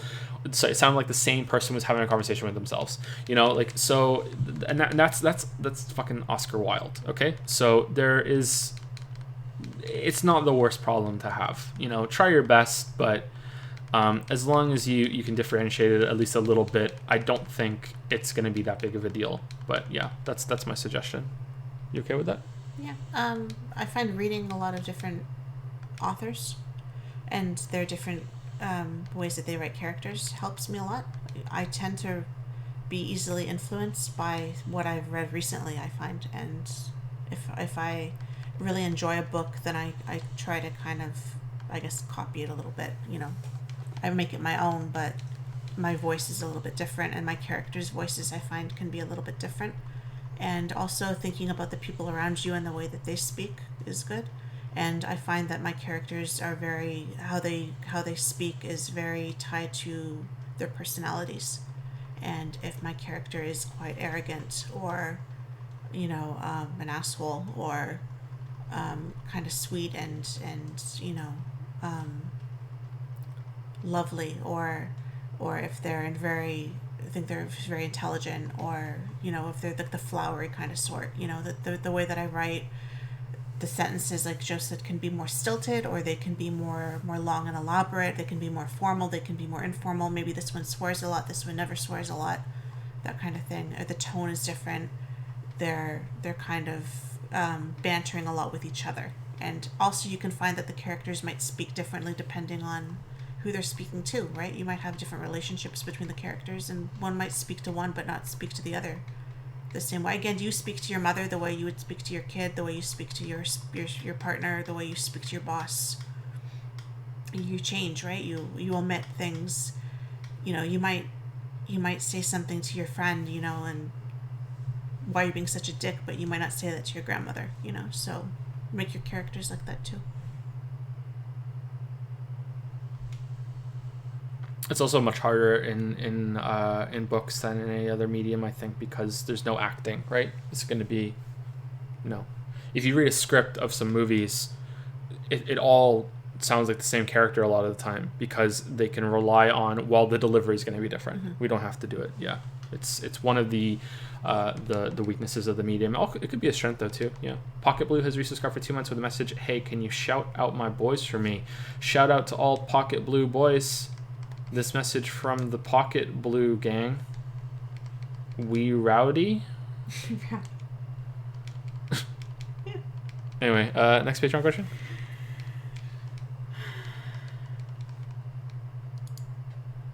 Dawson D says, hello, Joe and Lily.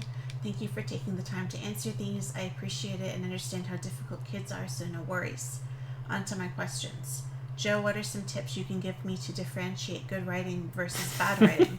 Sorry if that's broad. No need to answer if you don't want to. That's the theme of tonight, is going to be scary games and writing questions. And writing questions. Maybe writing scary games. Okay, I don't know. Like, that's really, really, really, really subjective, and of course you want a subjective answer. But I've been burned so much lately on the stop speaking for everyone bullshit. That because I'm not speaking for everyone, but people think that I do, that I am. So I just really want to make that clear before we get into it, that it's just my opinion, and you probably shouldn't listen to me. I've written a lot of books, but they're self-published. They're not properly published. A lot of people read them. A lot of people like them. I've had published authors read them and tell me that they're good. It's not for any lack of validation or anything like that. But at the same time, I am very aware that they're self-published, not properly published. So, a lot of people shouldn't listen to me because of that, or they won't listen to me because of that, and that's fine. I don't think there is a good way to tell good writing from bad writing, and there will be people that love Charles Dickens, or people will hate Charles Dickens. You can go to Goodreads and see the top 100 books of all time, and there will be someone who not only hates number 1, they'll hate number 1, number 5, number 8, number 10, number 15, number 22. They'll hate, and I mean hate. This is so poorly written, I can't believe it, it's paced badly, he can't write, so many fucking, the prose is terrible, the characters are shit, they'll hate it. Hate it. So there's always going to be, you're wrong, or there's always going to be outliers. I don't think there is a good way to tell.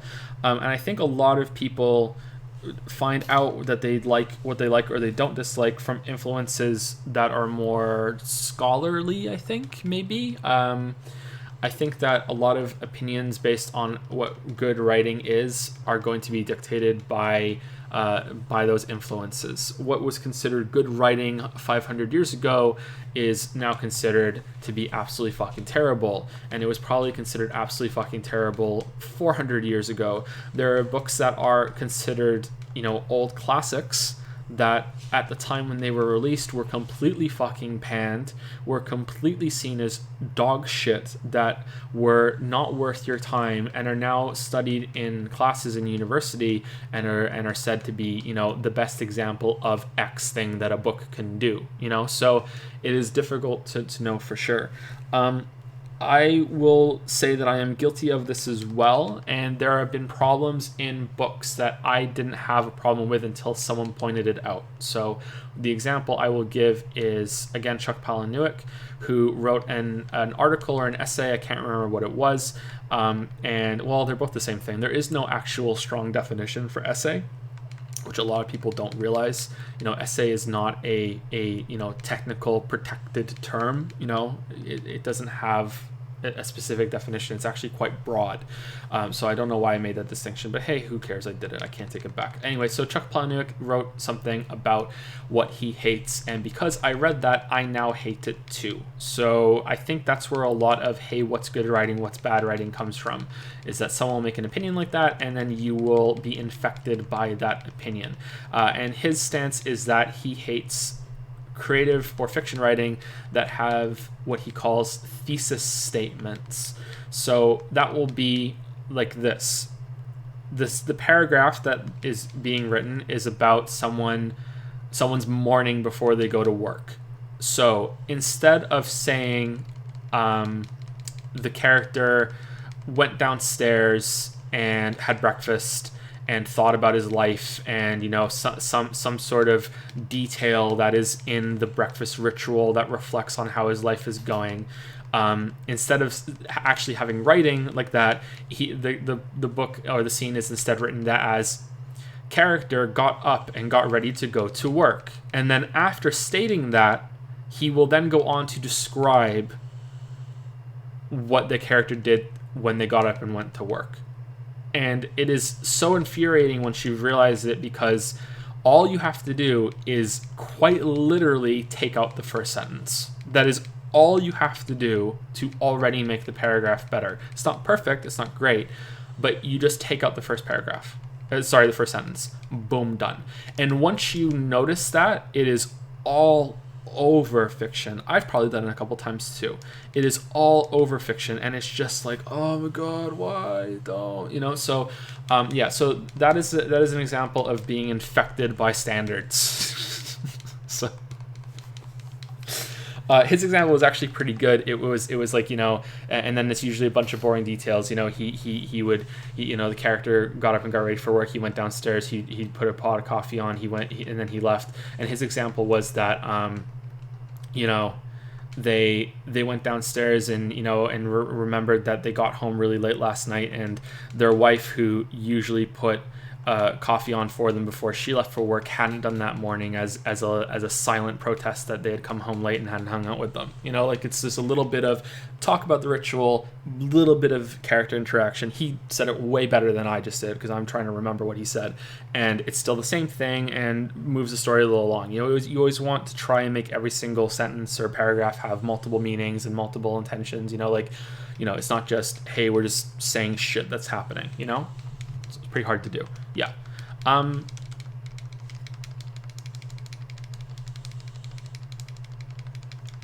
a broader level, good writing to me is, it has to make sense with itself. It has to be internally consistent. It has to be consistent. Yeah, it doesn't have to be consistent with real life logic. It has to be internally consistent. So if you establish that a character cannot be killed by being shot in the head, you know, they get shot in the head in chapter 1 and the bullet just bounces off of them and doesn't do anything, and then the exact same gun and the exact same bullet shoots them in the head in the last chapter and it kills them, then your story's shit as far as I'm concerned. You know, you have to be internally consistent, unless something changed to make that happen, but usually it's not. You know, that's a very extreme example. I know it's not really going to happen, but hey, there it is. Your story has to be internally consistent. I don't think a story being internally consistent makes it good. It just makes it not shit. Like, that's the baseline. It's like controls in video games. If your game controls well, that isn't deserving of high praise. Like, oh, good job, you know, your game controls well. Like, no, that's the starting point. You know, like, it's not really a game worth talking about until you get that right. Same with the story. It has to be internally consistent before we get there. You can still enjoy parts of it, just like a game that doesn't control well. You can still enjoy the visuals, music, that sort of thing. But you know, the plot, it has to be internally consistent for me to enjoy it. I'm not sure.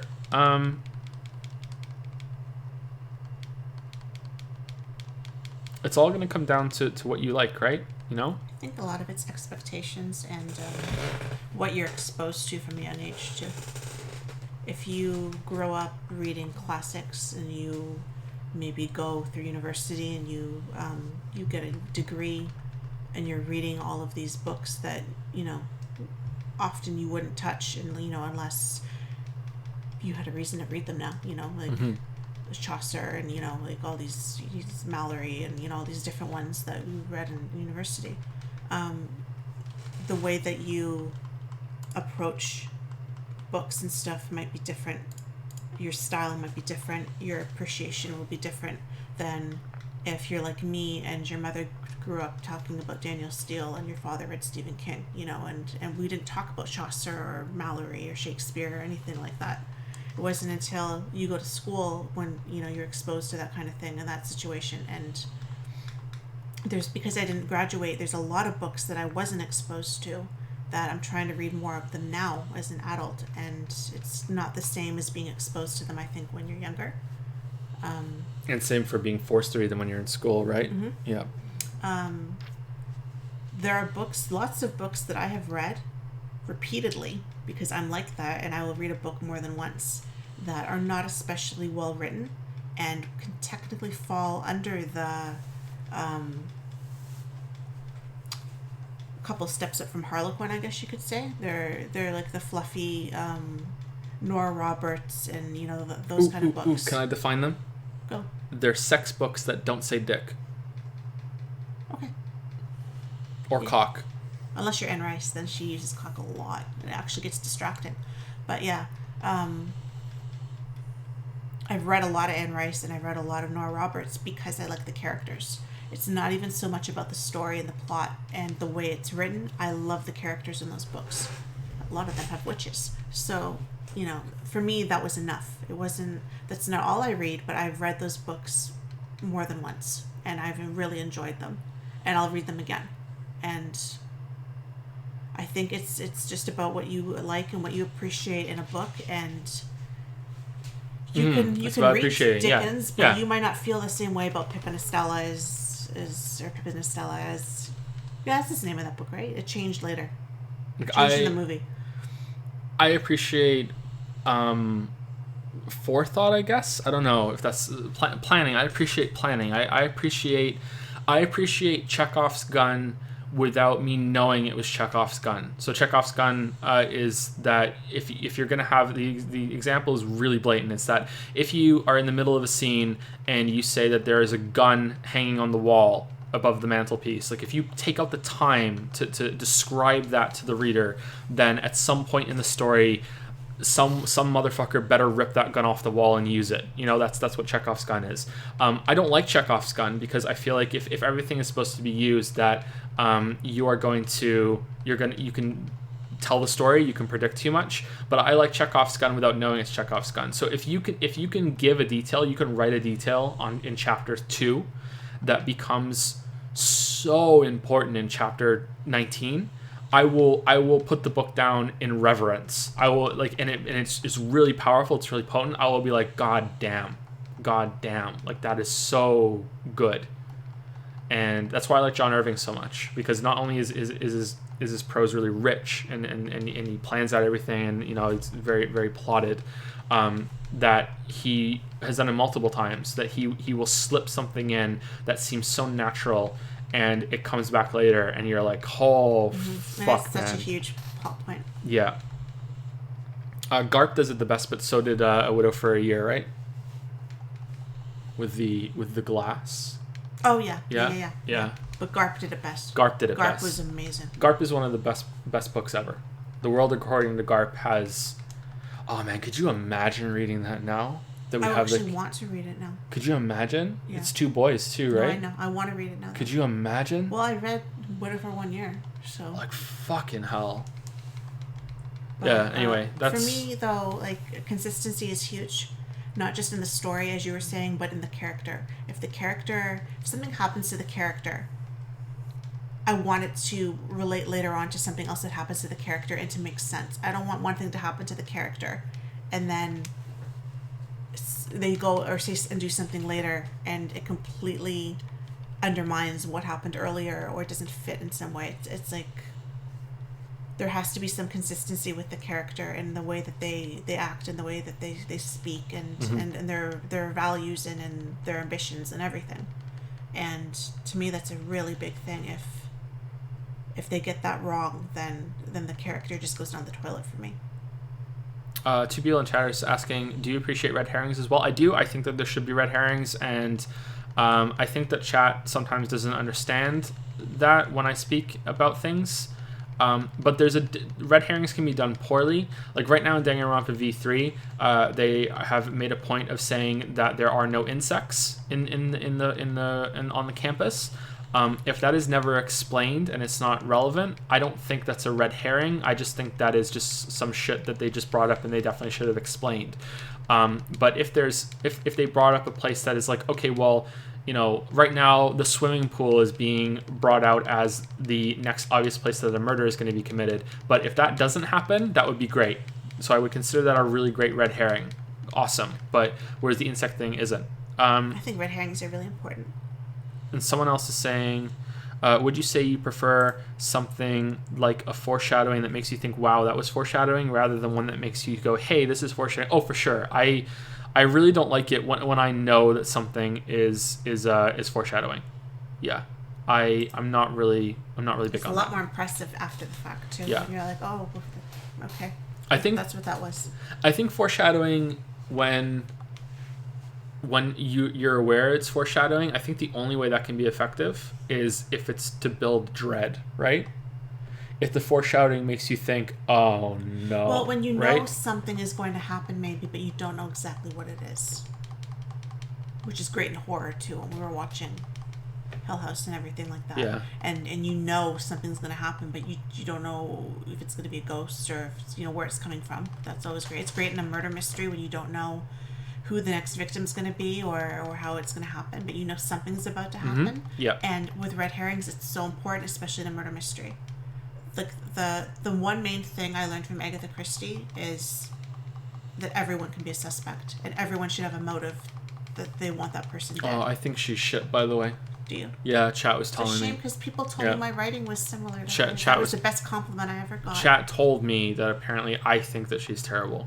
I guess you don't like my writing either then, even though you edited all of it. It's a shame. I know. But sorry. yeah, with Agatha, that's what she does, and she'll have a handful of people, and all of them could be the killer, and they all have very good reason, and it's a process of elimination.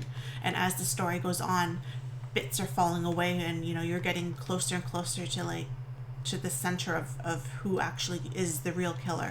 But everyone else had just as much reason. The person who's dead often deserves it in a way. Like they're not the best people. They have so many people who hate them, right? So if you don't have the red herrings in a murder mystery, then you figure it out so soon who's the killer. It's not that much fun. Sometimes you can work it out just by process of elimination. And my favorite is when I think it's someone, and then I'm like, no, it's not. It's this one. And then I no, it's not. It's this one. And then at the end, maybe it was the person I actually thought it was, but I changed my mind. They got me. That's always fun. What do you think of the idea that... Oh, we're answering this question so much. What do you think of the idea that they did in the Clue movie? We should watch the Clue movie. Cluedo, the board game. I didn't see the Clue movie. Yeah, but there are multiple endings, and the movie is set up that multiple people could have been the killer. Oh, I love that. Do you like that? I love those choose your own ending books. Yeah, and it's... I used to cheat as a kid. I would pick an ending, and then I didn't like it, so I would go back and pick another ending and see if that one was better or not, and then I would choose between the two. I think that's an interesting idea. Sorry to derail you, Joe, but do you ever plan on playing Ultra Despair Girls? I heard you saying this was the last Danganronpa, but probably not, but I would consider it, maybe. Yeah. What do you think of slice of life stories where Chekhov's gun and red herrings are thrown out the window since there are no inciting incidents or resolutions? In a way, those could be interesting, but I think it's going to be strongly carried on the strength of the characters. Strongly carried on the strength, damn. Heavily carried by the strength of the characters. There you go. Yeah, they have to be interesting. Yep. I remember there was a short story that I read a long time ago, and I thought it was really interesting, and it stuck with me. I don't know why. And it was a character going through a morning, like we were just discussing, and it was that the husband, it was from the husband's perspective, and he gets up in the morning, and there's been a massive car accident outside their house, and that's woken him up. And he comes downstairs, and his wife is drinking coffee. And they go outside on the front porch, and they're looking at this massive accident out there, and he is more interested in the fact that his wife is drinking coffee, because when they were first dating, she told him that she hated coffee. And he's like, why are you drinking coffee? You know? And she's like, I've been drinking coffee for a while. And he's like, no, you haven't. And she's like, yes, I have. And the implication is that he hasn't really been paying attention to her, and he's been drifting away. And it's not, you know, that's like, oh my God, that's so amazing. But just that there's this like big multi-car pileup outside the house and this huge commotion. And instead of looking at that, he's looking at the cup of coffee going, holy shit, I'm drifting so far away from my wife, you know? And I don't know why, but that's stuck with me. And I think that's kind of like an interesting kind of little scenario, or that isn't dependent on having really interesting characters. Anyway, what was the next question? Are you going to be playing Red Dead 2? We played on stream once, and it was okay. I don't think we'll play it again on stream. I might play it again on my own. I thought it was interesting, and I'd like to give it a shot. It has the potential to be very enjoyable, but I hate to say this, but it is my honest opinion. I really feel like it was overhyped, and it is nowhere near as good as a lot of the reviewers are saying it is.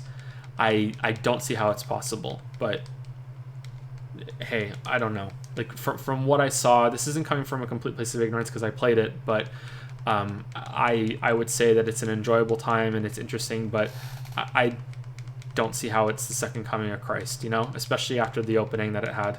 But yeah, I don't know. That's me talking just from my first impressions. Has Lily started drinking anything new recently? In other words, did you catch it, or are you drifting away too? Okay. I'm actually not drinking coffee because the smell is really upsetting my stomach.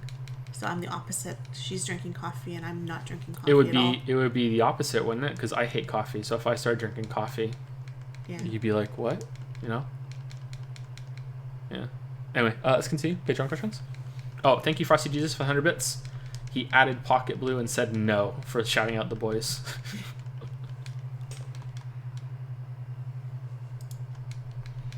Irvin says, hey, Joe and Lily, I said my own name wrong.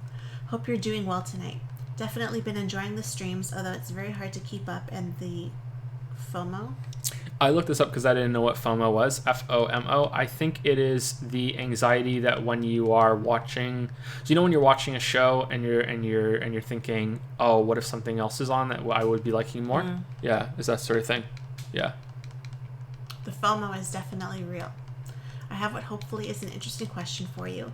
Companies seem to focus on the best games in their library when choosing what to remake, remaster. However, this seems like a waste because good games probably need this treatment the least. Because they're good, they're fine to play as is. Even so, I can't really think of instances where a bad game got the remake or remaster treatment in order to improve on poorly executed ideas. So, if you had the authority, what are a few bad games that you'd want to have remade or remastered, and why? For the sake of this question, the remake remaster would have to still be recognizable when compared to the original, since it's definitely easier to just mine a bad game for its one or two good ideas. Also, I'm pretty sure I found the rooster key. Can you let me know if you find any chicken doors? Remember when we had the scorpion key to open the scorpion doors? Scorpion room? Scorpion room. You have to have a scorpion room in your house. We have an earwig room here. We have an earwig room. That's true. That's true. That's an interesting question. That is a tough question to answer. I have one right off the bat that I can tell you, but it might make some people angry because I'm considering it a bad game. So in case you missed the question, it is a lot of great games get remakes, but a lot of bad games don't. And it's a shame because bad games could probably benefit from the remake more than the great games. But great games are safer because there's a more established audience and more people are likely to buy them. So what are some bad games that could be remade? Dragon's Dogma. I think Dragon's Dogma is bad is strong. Like, it's very hard to think of an outright bad game. You know, like I would struggle to think of an outright bad game. But yeah, Dragon's Dogma. I think that if you took the base of Dragon's Dogma, and I don't even think you'd have to really do much to the visuals. You could just update it with some resolution tweaks and some texture tweaks, and just build on the base that's already there. and just, like I think if you put that back in the oven for 2 years or a year, absolutely fantastic. Yeah, Dragon's Dogma. I don't think it has to flesh out exactly all the plans that Dragon's Dogma had or wanted, but yeah, if you think that game is good already, and you haven't looked up the development notes of how much content was cut from that game and what they wanted to do, you should go read it and have your heart broken, because the Dragon's Dogma that we got is a pale imitator compared to what the Dragon's Dogma that we should have gotten. I would really enjoy that. It's a bad game that I think should be remade. Hello Neighbor. No. Getting Over It. Getting Over It's good. What are you talking about? Getting Over It's good. Getting Over It gives me simultaneous anger and anxiety.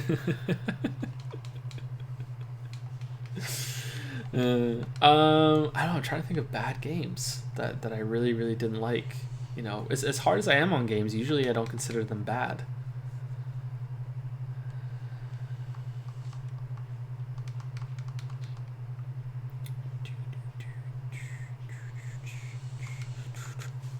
Let me go through my games list. Someone's saying Reciteer.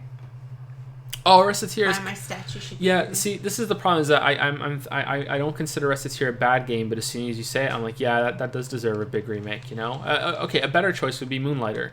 Moonlighter needs to have more to it, but that's a game that just came out, and we're already remaking it. So I guess it would be an enhanced edition.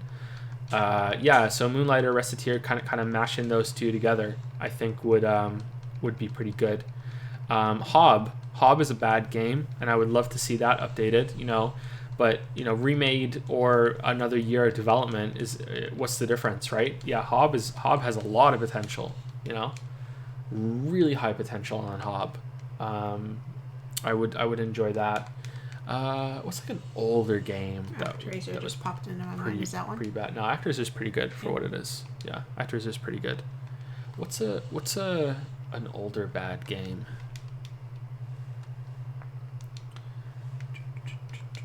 Dark Souls 2.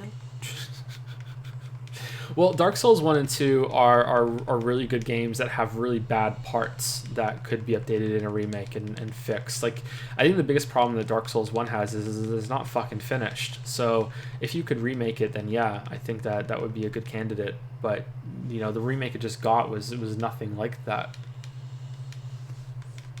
How about Xenoblade 2? Nah, Xenoblade 2 is great. But it's so like amusing. Like, what if they did it in a different way? What if they made it a more serious game? Xenoblade. Well, then you're taking away the best part. The best part is the comedy. It's you still hilarious. have Xenoblade 2, though. It's not like it's being erased. It's hilarious. It's just like, what if you put a different tilt on it? So instead of being the funny over the top waifus, they're serious waifus. Yeah. What would be different if it wasn't all "don't forget me's" and "don't forget me"? You're taking away the best part. And you think you can take me's, and what if it was different? I would remake probably some of the horror games that we just spoke about. I think Alien Isolation is close to a bad game. I think most of the horror games are. Until Dawn is close to a bad game, even though I enjoyed it quite a lot. Update some of the stuff in the mall. Yeah, that would be pretty good. But really, I'm just fixing games at this point. I think your question is more of a total overhaul. Same for something like New Vegas. I think New Vegas is fantastic, but it's not finished. So I could use this power to finish New Vegas and put it on its own engine or whatever. Dog, holy crap! Hear the dog breathing? It's Chloe, though, isn't it? Yeah, it's Chloe. Bump it on. I'm going through my list, sorry, and I'm seeing what I would like to... What's a bad game that I would like to see remade? Dun, dun, dun, dun, dun, dun, dun, dun.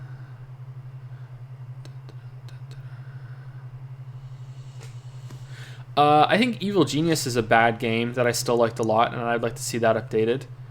Evil Genius is like Dungeon Keeper, and it doesn't really have that much to it. It's still quite enjoyable, but Yeah, I would remake that and change a lot about that. You know, make it have more stuff to do, have some more active stuff instead of just sitting around waiting. But that's getting a sequel, so we will probably see that sooner rather than later.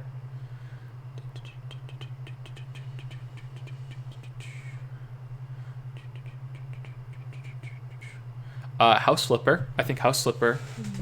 You know, we could flip House Flipper, right? House Flipper. We could play it. We could remake that and sell it on as better. Yeah, House Flipper has a lot of cool ideas. What about the game that was supposed to be like Stardew Valley? It was in the cemetery. Graveyard Keeper. I haven't played it enough. You didn't really get into it, like. Yeah, I didn't have much time though. But yeah, that could be improved. But that's something that's. I know it's new, but. New, yeah. I remember I was excited for it, and then you were kind of like, you didn't get into it the same way you got into Stardew.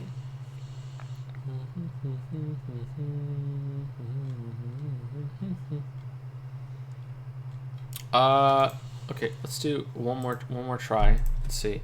Most disappointing games. For Honor, Middle Earth Shadow War. Really? Mass Effect Andromeda, Yooka-Laylee. Most disappointing video games of all time. Duke Nukem Forever. Sonic the Hedgehog 2016. Ooh. No Man's Sky. No Man's Sky is being remade. Halo 4. Really? I haven't played Halo 4. Wait, have I? No, I haven't played Halo 4. Destiny. Banjo-Kazooie. Nuts and Bolts. Resident Evil 5. Really? For real? Aliens, Colonial Marines. Mighty Number 9. Oh, I heard that was really bad. Mass Effect 3. Metroid Other M. Watch Dogs, SimCity 2013, Super Mario Brothers 2, that's not on there. Somewhere Donkey just got mad, he doesn't know why. Bubsy 3D. What about like Diablo and Devil May Cry? Maybe Devil May... I know these names, but I've never played Devil May Cry. Devil May Cry is great. Devil May Cry 2 is really bad, so maybe Devil May Cry 2 being remade would be good. Yeah, making that one a good part of the series. That's an interesting answer, actually. Fixing second game shittiness. That's interesting. I like that. Good idea, Lilybell. That's good. You know, when it comes to video games, I'm just full of them. Just full of them, yeah. Star Fox Adventures. Oh, that's a good one. Yeah, Star Fox Adventures fucking sucks. Yeah, that would be a really good one to fix. Oh, that's such a good answer. You could make the Zelda parts much more involved. You could fix the combat because it was just kind of shit. It's got a real slow opening. You could have proper R-wing sections between the levels and have these two different sides of the game. Yeah, that would be really good to fix. Fuck yeah, Star Fox Adventures. Starfax Temperatures. I don't think we're gonna get a better answer than that, but let's see.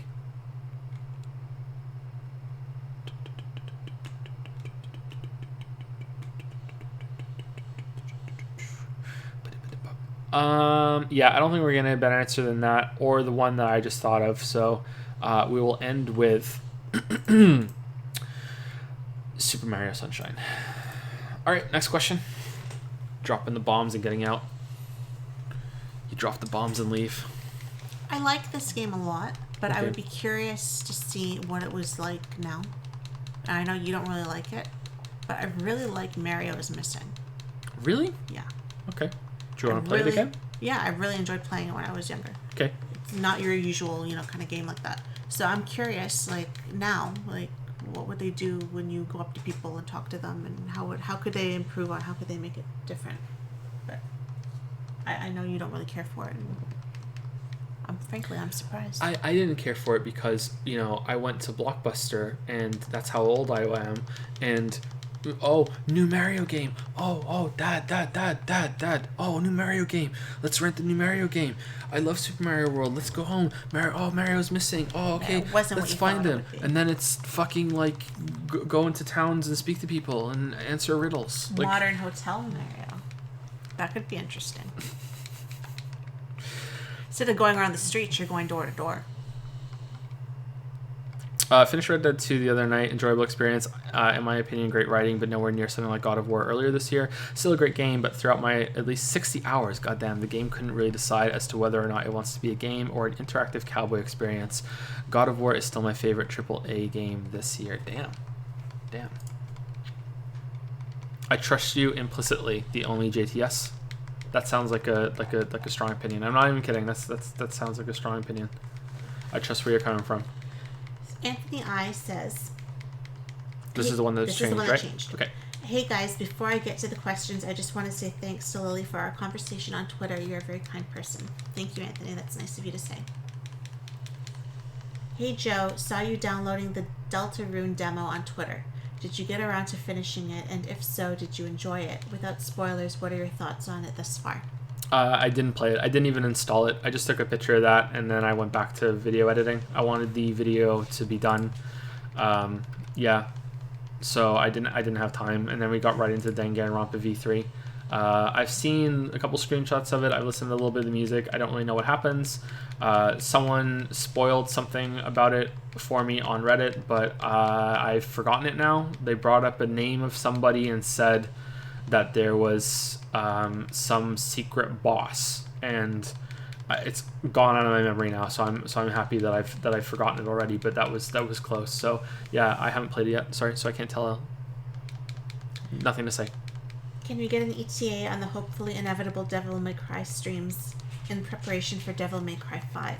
I'm very excited to watch you die a lot when you get to Devil May Cry 3, and yes, that is a challenge. I've already played them, so I don't think I would die quite as much as you think, but maybe. It's been a long time, and as you can tell from my Bayonetta footage, I was a little rusty, although Bayonetta, it has enough that's different from Devil May Cry.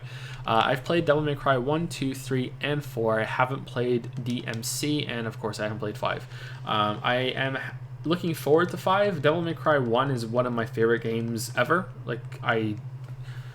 When that game came out, it was so incredible and a huge breath of fresh air, and it was like, holy fuck, this is so good. And I am old enough that I was playing games when it came out for the first time. It was actually really funny. A couple of months ago, I had a bunch of people telling me, that my opinion on what the game is wrong, and the people that were telling me weren't even born when the game fucking came out, so that was a little odd for me. It was kind of like, not that they're automatically wrong because they weren't born when the game came out, but it was very kind of like, holy shit, like, what the fuck, it was surreal to say the least. Yeah, I really big fan of that series. 2 shit. 3 is the better game, but I prefer 1. There's just something nice about 1, and it just takes me back, and it's just something solid about 1 that isn't in 3. I don't know. Huh? Cakewalking's here. He says, was it Rex? Yeah, it was Rex. It was Rex. Actually, that's not fair. I don't know if Rex wasn't born when the game came out. Rex is 18, I think. So I yeah, can't probably. remember Devil May Cry 1 came out. Yeah. He's wise beyond his 18 years, but I do forget he's only 18. I think Rex has matured recently. Just a couple of shout outs to my boy Rex. Not that he was immature when we first started speaking, and me and Rex don't really talk that much, but I've had interactions with him, and I see him talk on Discord, and I think that Rex he's great on Discord. He handles things so well. Come into his own quite well on Discord. I'm proud that he runs the Discord. Oh. I'm happy with Rex. Yeah.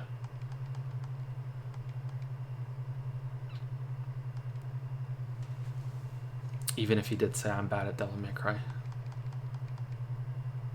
Those are very heartfelt words, then, aren't they? Yeah, very heartfelt words. Coming from a very deep and meaningful place, since he did say that. Yeah, I don't know if we're going to stream the games in preparation for Devil May Cry 5. Maybe. I have the remaster set on Steam now, which is kind of weird that they're on Steam. But yeah, we might play them, and I might go back and see how they play now, and if I can get back into the swing of things. Yeah. But I don't know. No promises. Sorry. I don't know how much we'll be streaming when Devil May Cry 5 comes out. But yeah, we'll see.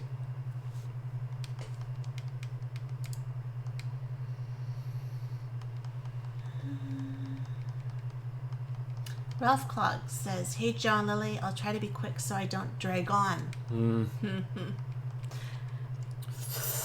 I had to read it twice because I didn't get it the first time. I read it as dragon, and then You said it though. You said no, it. I said it because I read it before. Oh, okay. You cheated. The first time I read it, I was like, "So I don't dragon," and then I was like, "That's not right." So then Lily moment. Keeping most of the gameplay intact, how would you tell a good story in a Dark Souls game? You can keep or discard the base lore. Also, speaking of lore, is there any more lore we can hear about Lily's wife, Vania? Because the spookiest name I can think of for the evil ruler is Baron von Boo. I like Baron von Boo. Baron von Boo. That kind of sounds like a Mario character, don't you think? You know? When I say it, I think of those. I don't know what they're called, but not in the castle where the princess is, but in the little fortresses that you fight, and the ghosts that you have to look at, or they get you, they munch you. The ghost houses? Yeah, I guess so. Okay. Those ones, that's what I think of when I think of a Baron von Boo, like a little ghosty guy. So basically like a hot evil ghost lady that's in charge of all the ghosts. No, it would be a baroness. Oh, it's a boy ghost. I immediately went to waifu. Sorry, I'm a No, weep. it's a boy. It's a boy. Oh, okay. Baron von Boo. Well, can he still be hot? Sure. Okay. But yeah, I don't have any new details, so sorry. I've had the odd idea here and there, but I pretty much just pulled that one out of my ass that night when we were talking about the game. So I haven't thought about it anymore since. I don't have anything else. But yeah, talk about Dark Souls. Story in a Dark Souls game. How would I do it? I don't know. I like that the story in Dark Souls is non-existent and hands off because you can just focus on playing the game. So I think that maybe instead of trying to spin some sort of traditional kind of thing on it where there are cinematics and hey, there's the story section, hey, talk to this character for a long time, I think instead I would just improve on the framework that's already there and actually have it make sense and have it be intentional instead of just hey, we're just going to make shit completely up for this character, make shit completely up for this character, make shit up completely for this item description, and have nothing set in stone, no plan, no reference guide, just nothing, because that's intentional. Like Miyazaki has come out and said that he wanted the story and experience in Dark Souls to feel like he felt when he was reading Western fantasy when he was a kid and didn't understand English. That is what he wanted you to feel like. He wanted you to feel lost. He wanted it to be kind of vague. He didn't want the details to be solid. He wanted to emulate that experience of him not understanding much of what he was reading and presumably enjoying it more because of that, because he got to fill in the gaps of his own imagination, or he felt like everything was so amazing and mystical that of course there couldn't be any answers. I think he was very successful in that goal, and I think that in as an objective judgment of how that works and everything, that that's a cool idea. I like that idea, and I like that he had something very specific that he was going for. Subjectively, I fucking hate it. I think it's a waste of time, and I'm very, very happy that the game doesn't make me sit through a bunch of cinematics that I can't skip and a bunch of conversations that I have to go through. So I think what I would do is I would go the complete opposite way, and I would have very rigid histories of these places, and I would have characters that are involved in the story that have backgrounds that are linked to these places, that have histories that interact with each other, that there is a point to it all. There's a deeper narrative if you want to dig into it and think about it, that it is intentional, that it's all linked, and that it has a purpose and revelations that are quite strong if you put the time into paying attention and digging deep into it. Basically, I want to make the experience that people have with Dark Souls authentic and intended. And for some people, that's going to be the exact same experience as Dark Souls because they think everything is intended, and that's great for you guys. I'm not saying your experience is wrong. I'm not saying that it's a fake experience. people love to read into things and to see depth that doesn't matter if it's there or not. It's real to them, so who cares? Sort of like if you're flipping through the TV channels and, the line from Simpsons, if I haven't seen it before, it's new to me. It doesn't matter if it's a repeat. I've seen it before. Sorry, I haven't seen it before, so who cares? I'm going to watch it. That sort of thing. So yeah, it would be quite similar to what's already there. It would probably have more to it, more defined, because I would want to have more details like that.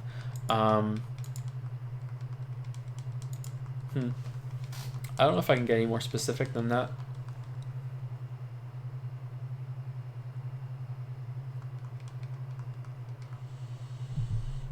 Probably a couple of waifus, right? For sure. No, I think it would be difficult. I think that it would take a lot of time, and even to just use the framework that's there already.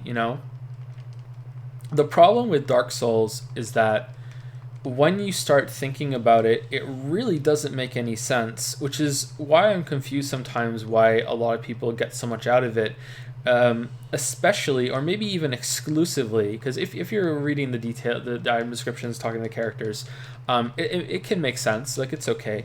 But when you start reading the environment for clues, I've seen YouTube comments, or sorry, online comments that talk about how, oh, well, if you study the environment, there's a lot of environmental storytelling, and what's in this portrait in Anor Londo, and oh, did you notice that there are bigger steps leading up for the giants to use on their way, and look at that cool detail, and everything in the game is put together so precisely, and everything is so intricate. And it's like, yeah, it's not. There are statues in rooms that they have, like, there's no way it could have gone in that room without busting down a wall. How did they even get in there? What are the zombies doing when they're hanging off the side of the ledges in Undead Burg, and they're just there forever? Like, why can't you climb over little bits of rubble? Like when you look at the environment that closely, it raises more questions and shows that it's actually not put together that well.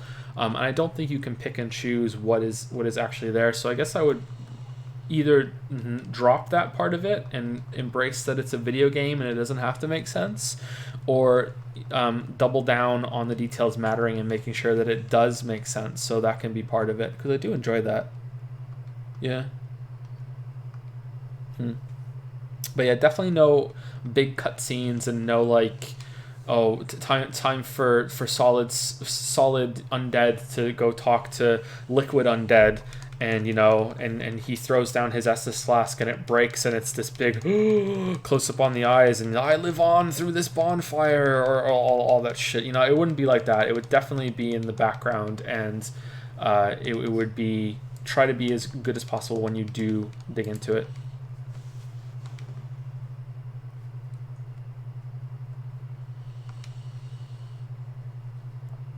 I think that's it. Shall we continue? Uh-oh. Zert's best? I think so. I think you got it. Maybe. Sorry if I'm not right. I usually say Surplexius, and that's wrong. So that's what not to do. Zert's I think the S is silent. So I think it's Zert's. Pliexius? And then I think it's maybe plexi, like plexiglass. Plexius. That's how I said Plexius, right? I don't think that's it. There's a. I think the I is silent too. You can click on the clip and we can hear it, but I don't think that might cause an echo or something. So I don't know if I'm right or wrong, but I think I've said it right before, but I never remember how I said it. So I should leave myself little notes or something. Maybe, yeah. Hey Joe and Lily, I have been semi-lurking in chat ever since you started streaming on Twitch, and as the channel has grown and you stream more, there has seemingly been an increase in people being directly combative against you and your opinions in a game. A lot of the time it seems like people have very shaky footing to argue from, and other times it seems like people are just arguing in bad faith altogether, though to be fair, there have been some decent discussions out of this too. My question is, what is your opinion on people in chat intentionally or otherwise arguing in bad faith?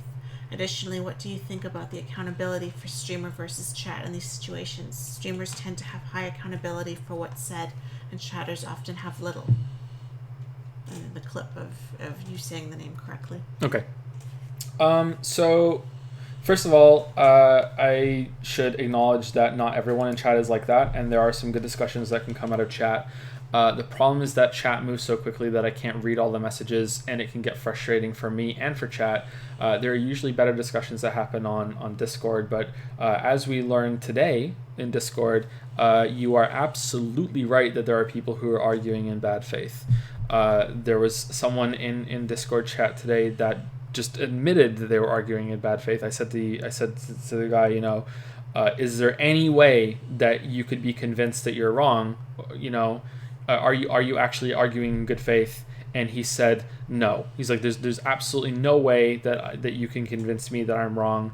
You know, I've discussed this too much, blah blah blah. And I was like, okay, thank you very much. Then, you know, the conversation, you know, you're involved in the conversation is over. You know what I mean? Like if you're not gonna have a two-way conversation, you're just here to, you know, kind of say your case as polite as you're gonna be. You know, you're not arguing in good faith.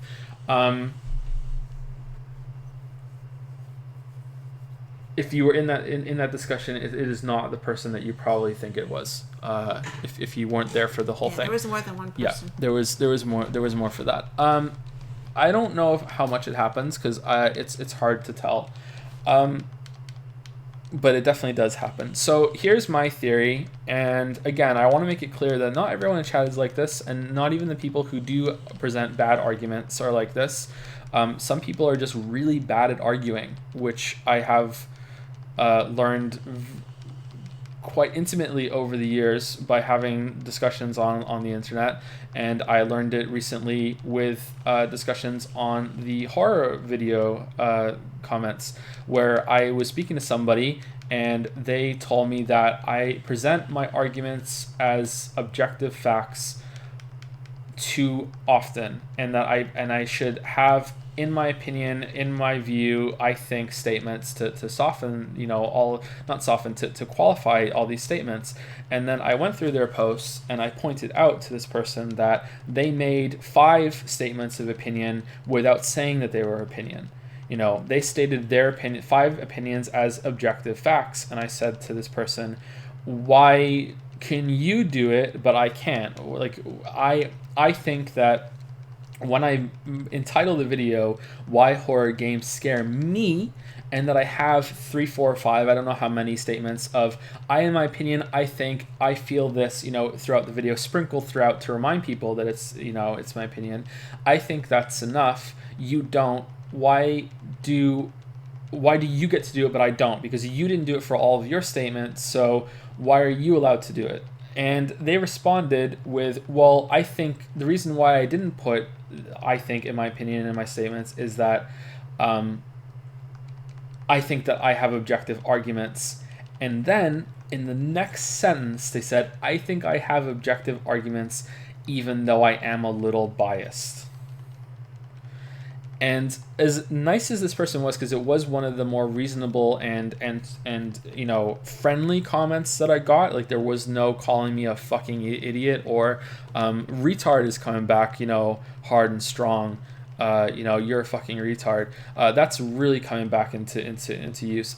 Is that like that's just proof that like you don't even know what the word means that you're discussing, you know?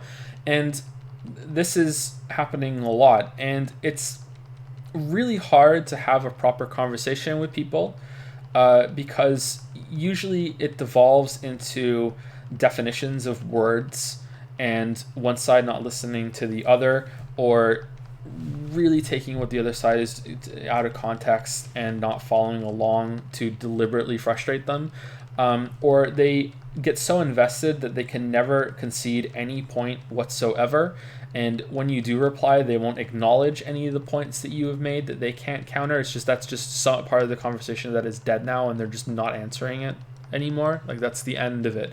But I think it's that maybe discussing things over on text is just fundamentally flawed, and it's better to have a conversation sort of like this, you know, That's what you have to do, because then you can clarify right away. There's a voice that you're listening to instead of that's actually there live with you, that you can empathize with more, and you can always remember it's a person, it's just a conversation, it's not really that big of a deal, that sort of thing. Anyway, to just to get back to your point though, because the reason why I went with that is that some people just are bad at arguing. They're not necessarily doing it just to be frustrating, but some of them are. Some people are competitive in chat because they want to get at me, or they want to piss me off, or they just want to, they just enjoy it. And the reason why is probably twofold. The first is that I actually engage with chat, whereas a lot of other streamers don't. We will have conversations. We will discuss things. We're not afraid to say that things are bad, and you should be afraid to say things are bad. For the reason that we'll get to just now, is that when you make a statement criticizing something, whether it is Mario, Mega Man, Sonic, Danganronpa, Undertale, Uncharted, Last of Us, God of War, Halo, anything really, it doesn't even have to have a big player base, anything, when you criticize something, you have made an enemy for life. It doesn't matter, if you qualify it. It doesn't matter if you're respectful. There will be people who love the series that will listen to your criticism, and they will say, I disagree with your point, but I respect it, and I think that it's great. I like the discussion. But there will be, when you have an audience that is as large as mine, which is not as large as other people, so they must have it way worse. But when you have an audience that is large as mine, and you make a critical statement of something, you've made an enemy for life. You may have made an enemy for life of someone who previously loved your content. A lot of people hate me now because of what I did to Odyssey, because it's just so heinous. And they used to love my content, I love your stuff. Holy shit, look forward to all your uploads. Can't wait. Odyssey came out. I hate you for life, Joe. I hate you for life. They might even hate me more than other people that have hated me for longer, because it's like all that I love your content so much has just been like right into hate. It's been wrung out of them. And when you criticize things and you build up this following that hates you, there will be people that will just pick any fight they possibly can, either to get at you or to be like, well, if I prove him wrong on one thing, that means I prove him wrong on everything. People will do this on the YouTube on YouTube videos as well. They will go through a 2-hour video, 3-hour video, or even longer for other people. There's that Pokemon video that's 7 hours long, right? They will go through the whole thing, and they will find one argument that they think that they can take down. One line, one part that they're like, this is wrong, and I'm pointing out that this is wrong, and because I can point out one thing is wrong, that means the whole video is wrong. It's sort of like intellectual high diving, is that this person has this much respect, this much intelligence, and is, celebrated for this. So if I can prove them wrong on one thing, that means I'm even better than them, and I won. So if they can get at me in chat and say something bad, that's why a lot of people won't let the sprinkler thing go, because it's probably the most that I've been, that's the least objective fight that we've had. I can definitely see where people are coming from on the sprinklers thing. They have a point, it makes sense.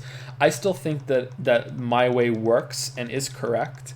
I think both should be correct. That's the conclusion I've come to now. But that's the closest that it's ever come to chat winning. So that's why it keeps getting brought up over and over and over and over again, because that's the one that's like, well, he was wrong about that, so he's wrong about Odyssey, and I fucking hate this guy now because what he said about Odyssey. So that's how it feels to me. Is that's why there's been this build-up. I know that there are at least 100 to 200 people that watch the streams just to fucking hate on me and to do the comments. That just get the digs in. Some people have just outright told me that. They send me some shitty messages. did you have a nice chat experience today? Winky smiley face. You know, like little things like that. People follow me on Twitter just to hate on my bullshit, you know, and to say things like that. And I'm not saying this as in a way of, you know, poor me, it's so hard. Sometimes it can be difficult, but you know, it's the nature of the job. But it's an answer to the question, which is, why has chat gotten this way? If you think that just 1% of your audience hate follows you, when you get to 1,000 people, that's 10. You know, that's 10 people, you know, can make a lot of noise, and that's only 1,000. Okay? Like, it's pretty harsh, and it can build up. And I don't know. I think that streamers are more accountable because the streamer's always the same person. You know, they can't say something and then it just disappears into the void. You know, if I said something completely terrible right now, it would be known forever. You know, it would be backed up instantly. It would be on YouTube on 5 different mirrors. You know what I mean? Like, it would be there, right? Whereas if someone says something shitty in chat, you know, even if it was screen capped and moved around, it'd be like, well, it's not a real name. There's nothing tagged to this name. You know, like that we aren't in. I think is it China that has the online system where your real name is tied to every comment that you make online? Like, there's no accountability because they're all anonymous, right? Some people take away their anonymity on purpose by linking it to different things, but even then they could take that away and just delete the account that it's linked to. Whereas, you know, I'm always going to be me, you know, and it's always going to be linked to whatever it is, you know. Like the Silent Hill 2 comments are following me now, you know. Like it's this big string of shadows of, you know, you said this thing I disagree with, you said this thing that I disagree with, you said this thing I disagree with, and no matter what, there's always going to be someone who disagrees and someone who ends up hating you because of it. So it's just kind of like this buildup of like lint in the dryer, you know what I mean, that you just can't clean out. So I don't know, I think the conclusion that most streams come to is that they either start banning people, they have zero chat interaction, or they go into sub-only mode, because once you get to a certain audience size, there's no avoiding it. You just can't do anything else because, oh damn, 1,000, because there's nothing else you can do. It drowns out anything else, because those people who do that are probably the most vocal of the people that follow you, and I don't know what's gonna happen to us. I know from reading a bunch of these YouTube comments on the latest video that I don't think I can do it anymore, because all the ones I replied to, it ended up being just not worth my time.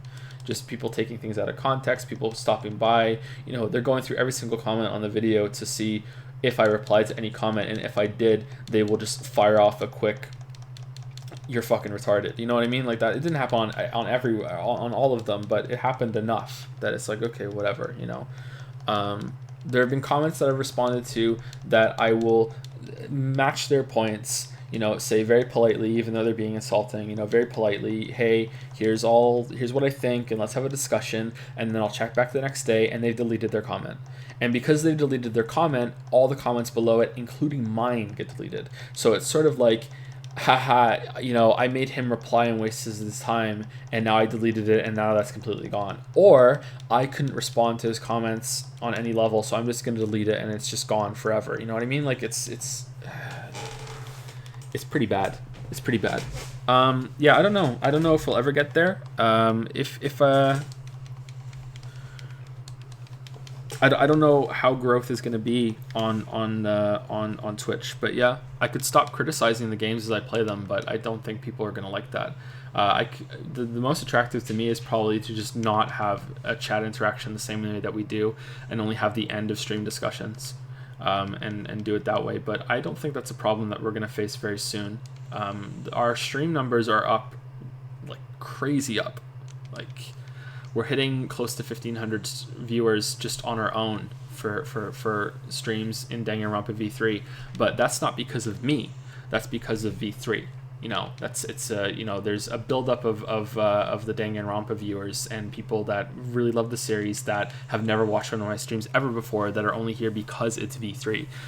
But I don't know how many people are going to stick around after this. What's the base going to be after we're done with V3, and how is the break that we're taking afterwards going to affect it? So maybe it's not a problem that we really need to worry about right now. But yeah. I don't think this is necessarily a horrible, terrible thing that I'm describing, and please do not think that I'm whining about it, because I've accepted that this is the reality of things, and I get to acknowledge and fire back at some people in chat to keep myself sane sometimes. Sometimes I take it too far, and I have insulted some people, I think maybe 2 or 3 times over the course of the streams. Usually it's someone that I've seen insult me first. But usually it's not at the same time. It's like they insulted me a stream ago, and then the next stream, I see them say some shitty comment again, and then I let them have it. And after that, we're usually okay, I think. There have been people that have been really insulting in chat that, I've called out directly, and then after that, we've gotten along. So I think we move past it, but that's how I stay sane, but I do take it too far sometimes. It's just reality. It's just how it is. That's my theory anyway. Do you have a theory? Do you think that there's any way, or do you think I'm right? I think you're right for the most part. There's so many people. And with every video you put out and every game you stream, you risk gaining new people, but you also risk alienating other people. And it's just a constant flux, right? Like, it's just a constant new people coming in, other people who are here getting pissed off. Some people leave, some people stick around and just stay pissed off. Other people, I think, like the attention and get off on it a little bit, and like to be a shit and leave shitty comments and be in chat and just shit post constantly, just for the fun of it. They like the attention. Maybe they like their comment being read. They like when you answer on Twitter or whatever, and then they're like, well, hey, look, he answered me.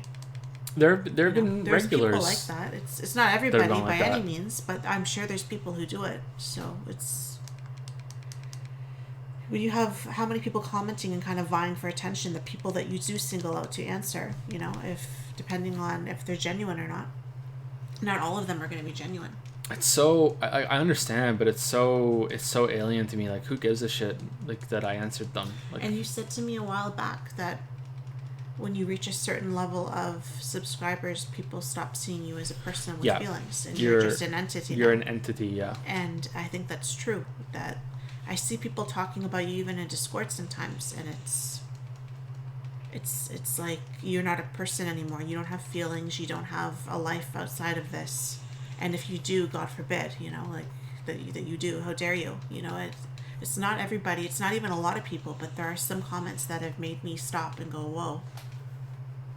Hey, how can you think that? You're just a person. And they hear your voice on, it's not like even it's all in written form that I can say, oh, they're getting lost behind the words or something like that, because your voice is right there. And the streams are so much more informal and everything. And so there is so much that both of us try to answer comments and questions and engage people, and I think a lot of people appreciate it and enjoy the interaction, but there are some people that well, that's the problem, is that I like interacting, but sometimes it's difficult to know when a person's being genuine or not. Someone got me really good on Twitter yesterday. They said they planned it. It was so good. I was so impressed. They tweeted at me and they were like, I just watched your video, are you ever gonna stream any horror games so we can see your reaction to them live? And then I replied back and I said, oh, I just got done streaming some horror games, like Alien Isolation and everything. And then they wrote back and said, yeah, but they don't have permadeath or roguelike elements, so they're not really horror games. So when are you gonna stream some horror games? And I was like, God damn, pretty good. And then I had a conversation with them, and it actually turned out to be a fairly good conversation. And I was like, well, it's implied that the title that they're commonly known as horror games and regarded as horror games, and I'm arguing that they're horror themed instead in the video. So it's still fine to call them horror games, but I see your point. I was like, damn, hook, line, and sinker. That's calculated. Calculated. I'm gonna fuck with this guy. Still, it's not being an asshole though. Like he could have taken it further, and he could have kind of being. It was an asshole. A shot. It was a dig. But I've seen people be a lot more. I think cruel than that. Yeah, but I think he was caught off guard when I messaged back, and I was kind of like, you know what, I respect this, so let's just take this as it is and be, like, let's have a conversation. So I think that kind of caught him off guard a little bit. I think he was expecting a fuck you, buddy, or a block, but I haven't blocked anyone on Twitter, so that just ain't me, man. That just ain't me. Love from Alberta, man. You're the best. Waiting to complete God of War for watching the vid. Ignore the comments. Thanks, G-Tut. Thank you. Make use of your mods. I reckon they need to have your back when it comes to community management. The mods are pretty good. Pretty good. Yeah, the mods are pretty good, but they're on top of. They can't be on top of everything all the time. But we actually need a couple of more mods, and I think this is the stream to ask, right? I don't know about the time. But this is the more low key stream, and there are probably fewer here. There are way fewer people here than there are usually. So if you're here for a lot of the streams during the day and you think that you could be a mod, message me or one of the other mods on Discord, and the Twitch mods, not the Discord mods, and we'll see. But like I said, when I was talking about the mods, is that I told them all, maybe not the ones that are new that were added, I can't remember, that hey, just like don't ever stress yourself in moderating the chat. Never ever. Like if it ever gets stressful or you ever find yourself being like, oh no, I have to be at the stream to do it, like no, that's not what it is at all. Like never ever. It's just, hey, are you around and you know that the general atmosphere that we want and you can moderate it. That's it. Like don't plan your time around being a mod in the chat or anything like that. Like don't do that. Anyway, did they have another question?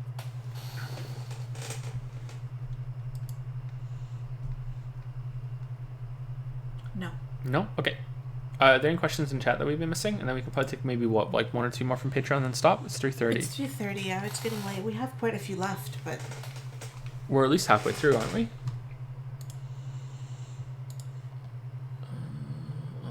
What are the pages? Why don't you have pages? I don't know what happened to that. Something happened. But I don't think it was me. Maybe I want to blame Finn, but maybe it wasn't Finn. Damn, you're throwing Finn under the bus? Yeah, well, Finn likes to hit all the buttons on the keyboard because the keyboard changes color, and he likes to press the buttons. It's in view. Status bar? But I've always had... There you go. I've always had pages. So. Oh, we're almost halfway through. I know that a couple people only asked one question, and there's at least one person that didn't have any question. They just wanted to have some recommendations. But let's see if there's anything in chat that we missed. What is the next non-Weeb game you're streaming? Weeb? Probably Fallout 76. We'll try it.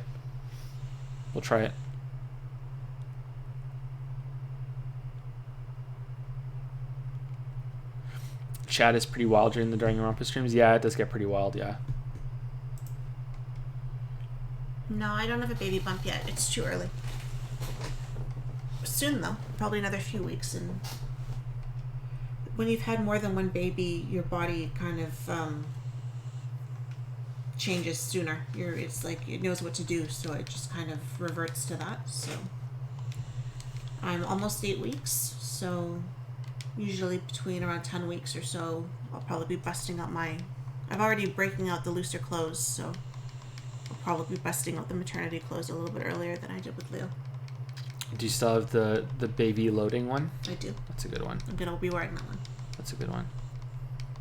Do you think that the people using insults on you consistently should get banned during the Danganronpa streams?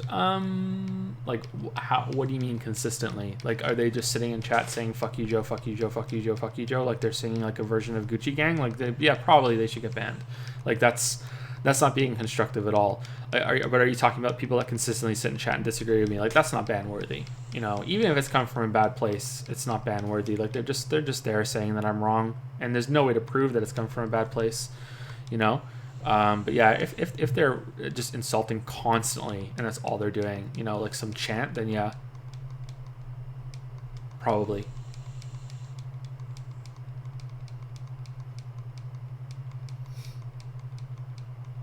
when they call me stupid, that's like, is it constantly, or is it just only when I talk about certain things, like you're being dumb right now, like that?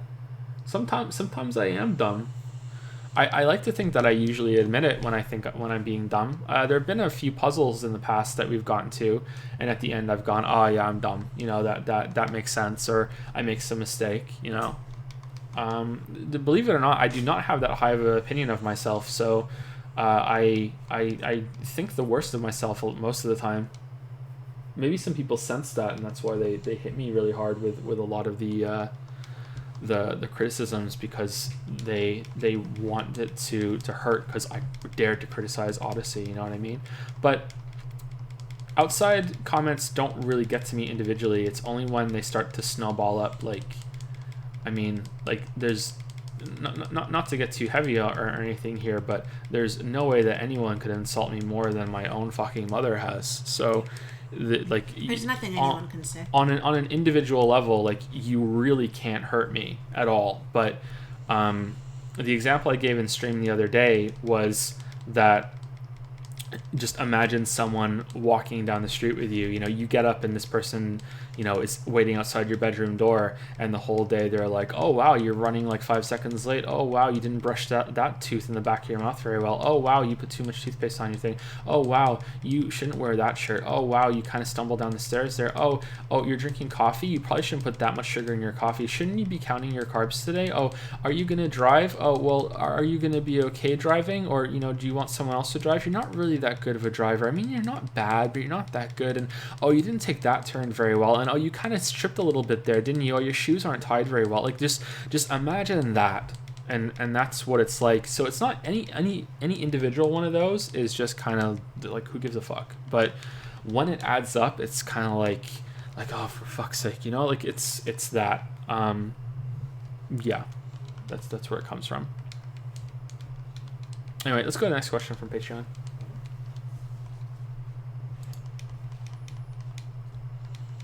Floppy Hands says, hey guys, just wondering if there's any chance that the Japan studio games Eco Shadow of the Colossus, The Last Guardian will ever be back on the agenda.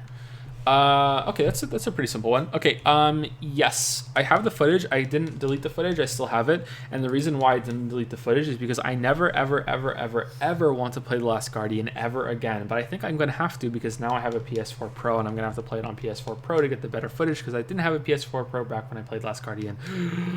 Can you put the Last Guardian disc into the PS4 Pro and have it be better, or is there a PS4 Pro version of The Last Guardian? I think you just put the disc in, right? I'm pretty ignorant when it comes to this sort of stuff, but I think you just put the normal disc in, right? Yeah. They could happen, but again, it links to what I just said about criticizing games. Like, people love those games. I wrote a review of The Last Guardian that hardly anyone read. It was on the blog that I have. Like a bunch of you are going like, holy shit, he has a blog? Like, yeah, I have a written website that I haven't updated in fucking like 6 or 7 or 8 months. I can't remember. But yeah, I wrote like top 5 and worst 5 of 2016 on it. I wrote a Last Guardian review. I think that's the only things that are unique to there. You know, I put scripts on them. You started putting stuff on Patreon more? Yeah, I started putting things on Patreon more. Yeah, and I wrote a Last Guardian review, and it got linked on Reddit, and it didn't get much attention or anything. But like, sometimes I see comments and it's just people hating on me because of the Last Guardian review. It's like, oh wow, this fucking idiot didn't like the Last Guardian. He wrote that it was for entry level gamers, and that, you know, it wasn't a good game. And I'm like holy shit, like, people really want to defend this game. Like, hardly anyone read that one. But yeah, yeah, so I don't know how much that's going to go. The next video that's going to go to bat against something is going to be Silent Hill 2, because the trolls have forced my hand. Like, I feel like they went really hard in backlash on my opinion when we did the Silent Hill 2 stream, because they wanted to preemptively discredit me and preemptively make me not talk about it, because they don't want their favorite game to be slammed. And like, I'm sorry guys, but you really shot yourselves in the fucking foot, because I wasn't gonna make a video on it, and now I have to. Like, I have to. Like, when you make a YouTube video taking stuff that I say completely out of context and making me look like a fucking idiot, when the conversation that we had was actually pretty good and you know, was very constructive on both sides. Like, when you do that, now I have to make a video on it. Like, and I'll be fair as always, it's not going to be a hit piece. Like, there's a lot about Silent Hill 2 that I really like, you know, and it's not going to be some like fucking hour or 2 hour long video. It's probably only going to be like 15 minutes. But like, you don't understand. Like, now I have to. But yeah, oh well. Yeah, I have the footage of Eco as well. Shadow Colossus I really like, and we can use the new updated footage in the remaster of Shadow Colossus. And I have half the script written still, I think, maybe even more than that. Like, I just couldn't bring it together very well, but I think there was a lot going on at the time when I was making the video on Eco, Shadow Colossus, and Last Guardian. I think it would be an interesting video.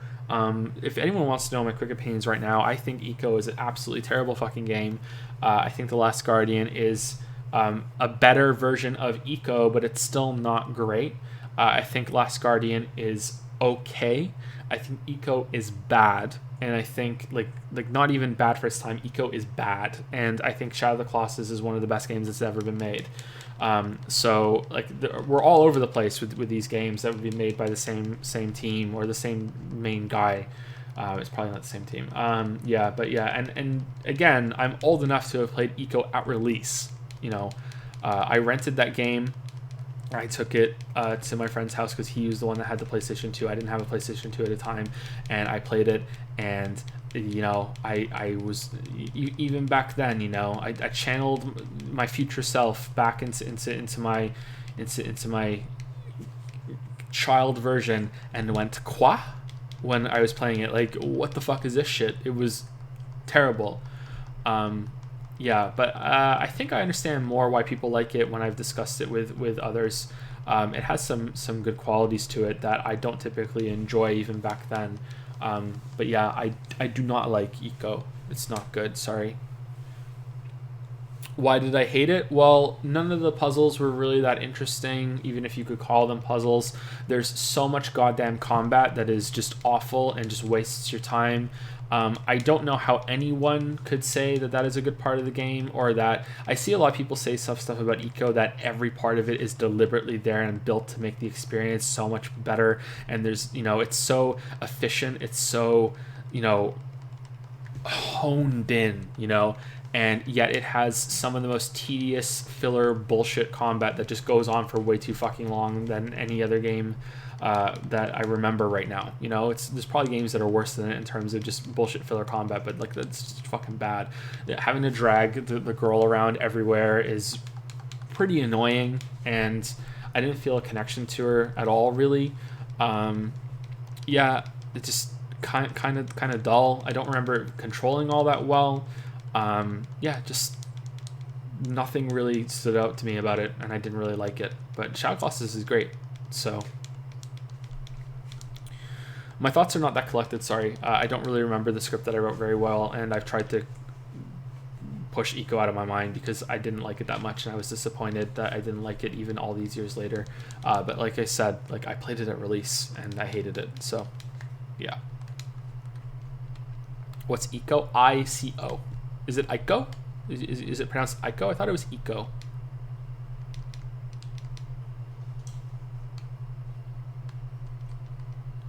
Oh, is Ico a bad game? Does it have enough good ideas to be remastered? Maybe. I don't know, maybe. Again, because I've been burned lately by the subjectivity-objectivity thing, when I say Eco is bad, I mean I think it's bad. I don't think you're wrong for liking it. I understand the reputation it has. I understand a lot of people think it is great. I am not saying that those people are wrong. I'm just saying I don't like it, and I think it's bad. It does have very good box art, though. You are right about that. The box art is the best thing about it.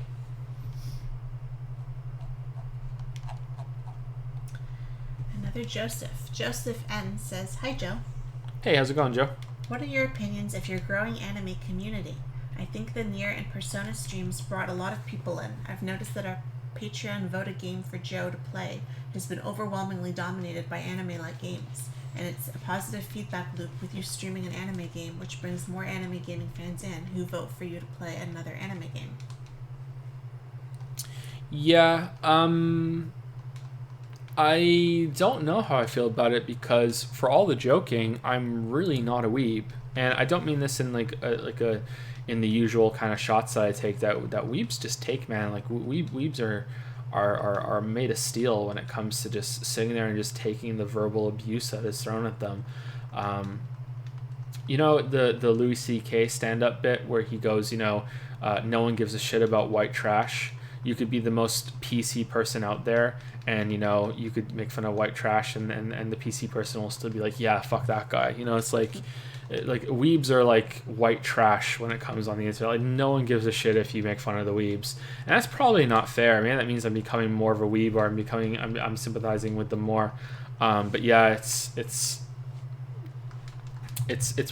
quite remarkable.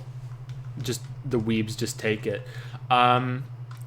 I don't know how I feel because, like I said, I'm really not a weeb. I haven't watched anime apart from the Danganronpa thing for the Danganronpa streams. I am not interested in watching more anime other than just some sort of curiosity and to have some conversations with some people in chat. When I was growing up and I was in school, anime was considered to be kind of cool, and I still wasn't into it. I didn't really have the chance to watch it. I'll tell you a funny story, actually, of the first time I ever tried to watch anime at home. The anime was on TV, and I knew it was on fairly late at night. And the only reason why it had to be really late at night when everyone else was in bed is that we only had one TV, and we only had one way of watching TV. I had to wait for my parents to go to bed. And when usual time in the evenings, there was no anime on. There was no way to watch anime during the day or in the evenings. It had to be on late at night. So I sneaked downstairs like the closeted weeb that I wanted to be, to watch anime really late at night. And I'm sitting there in the dark, and I'm like, okay, time to watch anime. Let's see what this is all about. And I have no idea what I was watching. No fucking clue. No clue what it was. No clue what it was called. But I'm sitting there, and of course, because it's anime, some cartoon girl gets her tits out, and the second that the anime girl gets her tits out, the door opens, and there's my younger sister standing in the front door watching me watch this cartoon titty thing. And I'm pretty sure I broke the sound barrier when I grabbed the remote control and turned the TV off. I'm pretty sure that part of me traveled back in time because it moves so quickly. Like there's maybe that's why I get a little shake in my hands sometimes. Because traumatized. Yeah, so I never did that again. So that was my shot at ever trying to watch anime when I was younger. I never wanted to try. So as I got older, I just never really got into it, it just isn't my thing. There must be good anime. It has to be. Like it's its own. Is it its own medium? I don't know. It's its own thing, right? Let's just say it's a thing. It's its own thing. There must be good anime. I've spoken to people whose opinion I respect, and they've told me that there's a lot of trash anime out there, but there's a lot of good anime too if you know where to find it. I got some recommendations from Mandalore, of all people. They're probably bad because he hates me, but he was telling me some good anime to watch, and I think that it would be interesting and it would be enjoyable. But right now, I can't relate to that part of my audience. I do think that that a lot of people vote for the anime games because I don't know anime, and they like the outsider opinion that will look at it and go, what the fuck? And I think that's the part of it that they like. And I wonder if some of that enjoyment is lessening now, because when I first played the anime games and it did some fan service, I would, drop the controller or I would sip or anything. But then it happened in Danganronpa 2, and I was right there with you guys. Oh, damn, they're in swimsuits. All right, next one. Damn, look at her, Aoi. I'm completely there with you guys. So I wonder if that's gone. It's like, okay, who cares? It's like the fourth time you see the fan service, like, who gives a shit? Like, yeah, but if you weren't if you weren't streaming, would you still? I don't know. Probably not. That way or to that extent. Yeah. Or were you just getting hyped up in the moment? Maybe. It's like because you don't do that when it's just like if we were just sitting here, you wouldn't be. It's fun to ham it up a little bit, like and get into it. But I'm enjoying myself. It's not like let's act for the stream. It's like I'm gonna enjoy this, like I don't know. But they're enjoying it with you, so I'm just wondering if it's who you're enjoying it with is making it different from if you were watching it on your own. Yeah, probably. I don't know. I don't know where it's gonna go, but I don't think I'm ever gonna be a weeb. I don't think I'm ever gonna be like, oh, holy shit, have you seen the latest magical tentacle witch girl school X/X Gaiden Neo series that's coming out? I can't wait. It's a little less moe now. I can't wait. That's all I've ever wanted from this series was for it to be a little less moe, and my dream is coming true. Like the fact that I said moe instead of mo shows how far we've come. Like, I don't know. I don't think I'm ever going to be that person, but I don't know. I'm willing to try some of the better animes, but I don't, even if I got really into it, I don't have time. Like I barely have time to watch movies and TV shows. It's only just recently that I was able to catch up on some movies and TV shows, and there's still a huge backlog. Partly only because we binged them too. We finished Hill House in what was it, like 4 episodes or something in one night just to get through it? Yep. So it's not like we're watching it like normal people. Wait, how do you know about that series, Joe? Is it a real series? Uh-oh. Anyway, yeah, but anyone who watches me genuinely, like you're my people, you know what I mean? Like, if it doesn't matter what you like, it doesn't matter what you're into, like it doesn't matter. Like if you're here and enjoying what I'm putting out and you're a part of the conversation, I don't give a shit. Like, do whatever you want. Like, the rules of life for me are never hurt anybody and never cause anyone else to lose out on any enjoyment. Don't hamper anyone's enjoyment, and that's all really that you have to do. Just never hurt anybody and never hamper the enjoyment of somebody else. That's it. The community is made up of all kinds of people too, so yeah,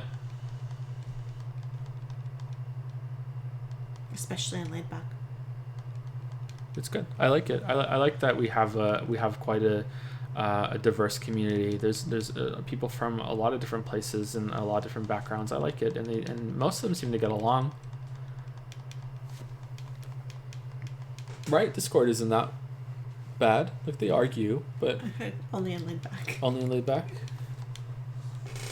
That's where you go if you want your eyes to bleed. Is it really that Yes. bad? I don't go there. I just go in Dragon's Den and general for the most part, but sometimes I go into anime chat.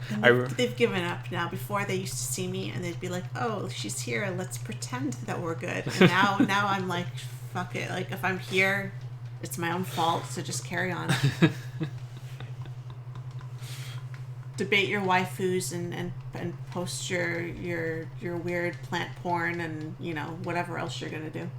Talk about your fetishes and. There is no ethical anime consumption under capitalism. Damn, that's a good meme. I like that.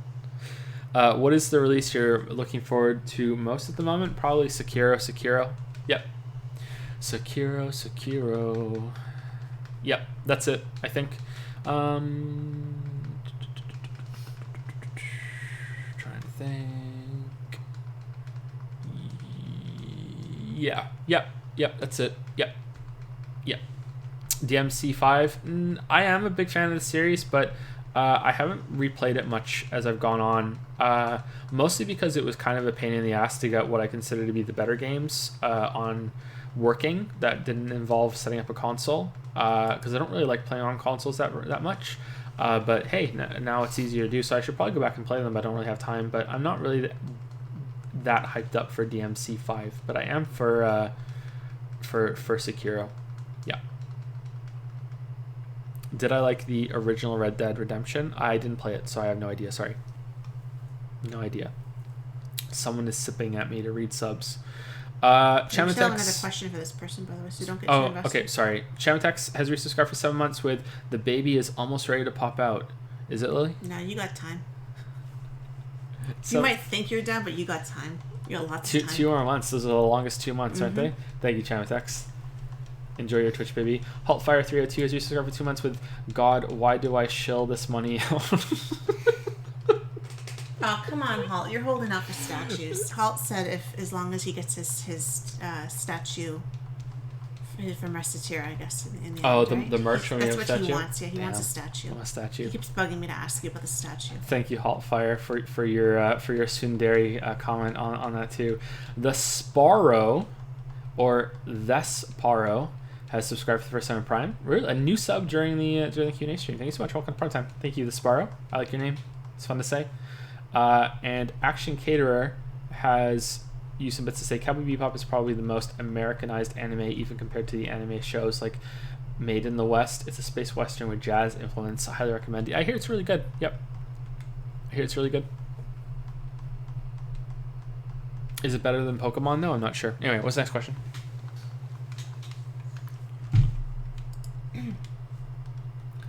This is for both Joe and Lily. Do you think that poor mental health is over self-diagnosed? Sorry. Do you think that poor mental health is over self-diagnosed? I went on a college trip with a large group of friends. A lot of us were talking about mental health. Out of a group of 15 of us guys and girls, only myself and a friend claimed to be okay mentally. Even online through Twitter, Twitch, and YouTube, every personality seems to have a mental problem. Same with the Discord. Are serious mental issues like depression something the vast majority of the population has? Or is it that most people think they have a problem when in reality they are normal? Oh. Okay, so it begins with a yes or no answer. Do you want to do 1, 2, 3, and then we'll answer together? What we think? Okay. Okay, so 1, 2, 3, then we say it, okay? Okay. Okay. 1, 2, 3. Yes. Okay. I think that mental health problems are over self-diagnosed and under professionally diagnosed. I think there are a lot of people who genuinely have depression, anxiety, mood disorders, personality disorders, you name it, combinations thereof.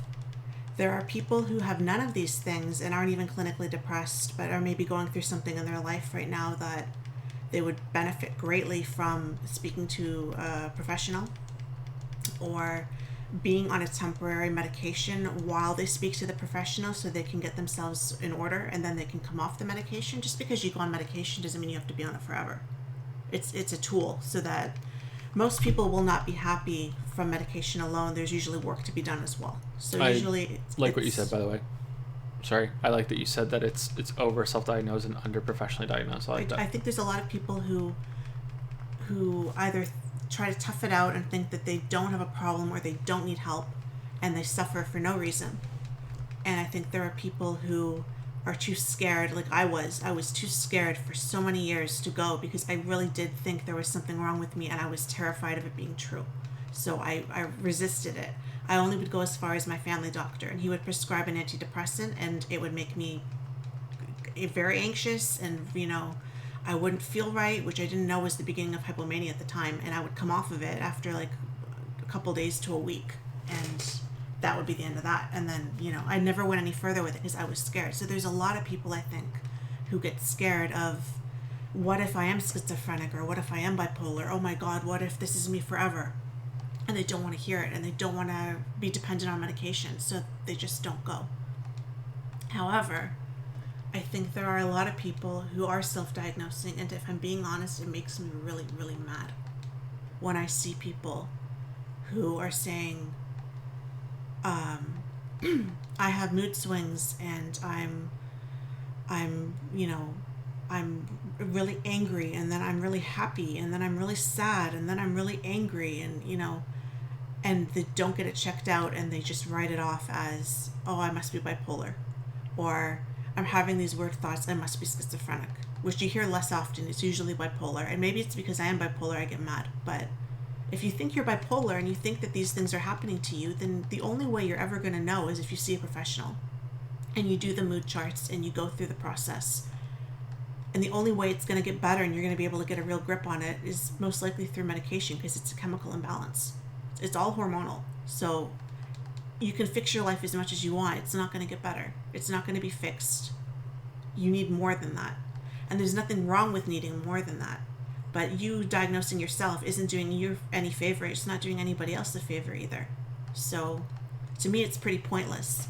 But I feel like there are certain mental disorders now that are kind of popular and are kind of trendy. And I think bipolar is one of them, that it's kind of cool now that you have this and you're still, in spite of it, you're persevering, and, you know, you're making something of yourself. And, you know, look at me, I'm so depressed and I'm so anxious, and yet I have such a following, and you know, I'm a celebrity, and no one can just be themselves anymore. Everyone needs to have that little bit extra now. It seems to be more interesting and to keep up with everybody else.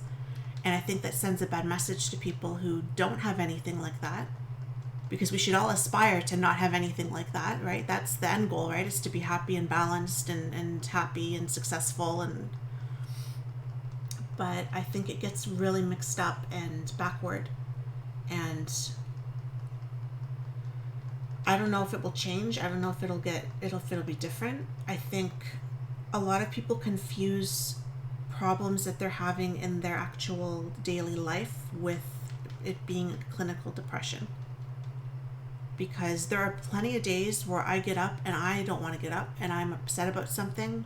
Maybe I'm upset about my family situation, or when I was speaking to my parents and stuff, I would get upset about a fight we had, or we didn't really fight, but, you know, like something they said that would rub me the wrong way, and I'd be thinking about it for days and days afterward, and I'd be really moody. Or maybe Joe and I have a fight or something like that, and I'm really upset that we had a fight, and, you know, I'm anxious about it. Said 2B's a bad wife or something? It happens. When you're in a relationship with somebody, it's not butterflies and puppies all the time. Like, it's just reality. Or maybe I feel like I'm not being a good enough mom. I'm not keeping up with something, or, you know, like there's plenty of things in life that you're in school, you're stressed, you're working, you're stressed, you don't like your job, you're not sure of your major, you're worried you're not going to find a job, your boyfriend breaks up with you, you want to come out, but you don't think your parents are going to support you. There's so many stresses in life that can make you depressed or anxious about something. And a lot of them have a solution. You just have to find it. But that doesn't mean you're going to be depressed forever. And it doesn't mean that you necessarily need medication or a psychologist or anything like that. A lot of times you can get to the bottom of it on your own. And a lot of times it's just a mood and it will pass. A lot of times at night I get into these really bad moods where I have these intrusive negative thoughts. Hold on. I'm sorry. It just dawned on me. Lily's bipolar, if you don't know, because there might be some people here that don't know that. I said it already, but maybe they missed it. It's like, yeah, just to make absolutely clear that people know. Yeah. Sorry. Go ahead. Sometimes Joe goes to the store late at night and he's gone, you know, and he's gone sometimes maybe for 5 or 10 minutes longer than I expected him to be gone for. And, you know, God forbid there was someone in line in front of him or something, right? But he's gone at night and I'm home alone with the kids. The kids are asleep and it's quiet and I'm here by myself. And I have a very active imagination. So I get to thinking about, what if he doesn't come back? What if he's walking back and he gets hit by a car?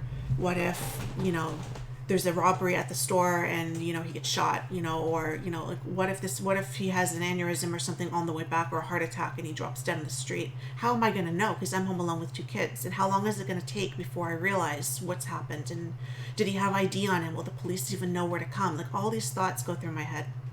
But then I start thinking about how I'm going to be a single mom, and what am I going to do, and how are we going to survive, and what kind of life am I going to give these boys? And it just spirals and spirals and spirals. And then I think, you know, about death, and I think about life, and I think about how fleeting it is, and, you know, it gets from one to the next to the next to the next. And that doesn't mean there's anything that I'm depressed or that there's anything wrong with me. I think it's perfectly normal human thoughts and behaviors that get to us sometimes. But I think it could be very easy to think that you're depressed in those moments and that you're anxious and that there's something wrong with you. And that kills my whole night. When I get into a mood like that, I call it I'm being melancholy. And when I'm being melancholy like that, it's over. So yeah, I think it's very, very much self-diagnosed. I think it's very often confused, but I think it's very often under-professionally diagnosed, and I think it should be reversed, where we should try less to Google our symptoms, and we should try less to speculate and to blanket everything, and instead we should be going to our family doctor and saying, listen, I'm feeling anxious. I don't know if I'm depressed, but I don't want to get out of bed in the morning, and I don't have energy, and I'm tired all the time, and I have no motivation, and I don't know what I'm doing. I don't know what I want to do. My grades are slipping. I'm missing time from work. I feel like I can't talk to anybody. Do you think I'm depressed? But, I'm having these weird mood swings that I can't seem to control, and these huge bursts of energy, and I feel like I'm speeding up and the world is slowing down, and I'm getting really irritable. Do you think there's anything more than depression going on with me? And 9 times out of 10, they're going to refer you to somebody, and that person is going to be able to tell you if there is something wrong with you. And you'll be treated and you'll get better. But that's much better than just Googling it and going on WebMD all the time and reading about it. Because that's not going to solve your problem.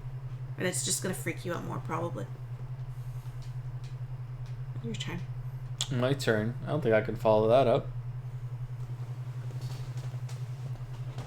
I don't know why mental illness is more prevalent now than it has ever been. I don't know if it's because people are more willing to talk about it because the internet has made groups that are typically like minority isn't even a small enough term for it. It's like minorities within minorities, like people that have mental illness that is just 1 in 100,000 of the population or whatever, or 1 in 10,000 of the population has it. Like we're talking very, very, very, very specific groups of people. And now that you can, find like-minded people or people that have the same problem on the internet, you can form a group, and that group can attract more people, and suddenly that it's more acceptable. People understand it a little bit more, and then they will, they won't feel so marginalized when they come out and say, hey, I have this problem, I have this, I have that, I have this, I have that. So it could be because of that, and so that would mean that the mental illness rate has always been that high as it is now. It's just that we haven't been able to talk about it until now because people don't know, or because we were ashamed of it, for whatever reason. That's one answer. The other answer is that for whatever reason, our generation has been fucked in the ass. So that's either from parenting, because as far as I understand it, the boomers that raised the generation that I belong to have done a terrible job overall from speaking to other people from my generation and how their parents treated them. Not all of them, obviously, but there have been some pretty bad problems with being raised by their parents. There have been some really bad problems with the economy, with how your self-worth is tied to tied to employment, and that it is quite difficult to get ahead financially. It is very difficult to get what our parents' generation got for a quarter of the work, and it's the same generation that will say to our generation, hey, why don't you just work a part-time job in your extra hours, and then you can be able to afford to buy a house or afford to go to school, because that's the way I did it, so it must be the same, right? Because you lousy kids have it easier than I do. It could be that. It could be that we have grown up with technology that is changing at a staggering rate, that has made us more inclined to instant gratification or constant entertainment or constant distractions, that has made us so that we don't really know how to sit in a room in silence and just be. I'm pretty good at that, but I am the kind of person that just kind of stumbled into, when I would take a bus ride or whatever, I wouldn't put music on, I wouldn't have a book, I would just kind of sit and just think, or I would just sit and look around. I would just be okay to be by myself. You know, so it could be that, it could be a combination of all three, it could be a combination of other things as well, or it could be that for whatever reason, maybe tied to how difficult it is to get properly ahead financially compared to the other generations, is that mental illness is a good way to say, hey, the playing field isn't fair. That, hey, look how I'm doing even though I have this really bad drawback.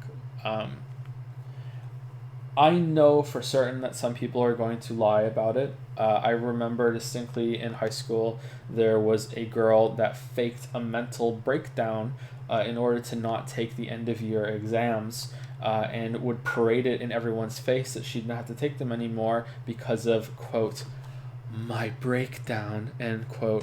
You know, like that sort of thing happens for sure, but it is impossible to prove, so it's not even really worth bringing up, right? How do you prove that someone is milking it? I will say that people are complex, so even if you do see signs, it's not that easy to prove either.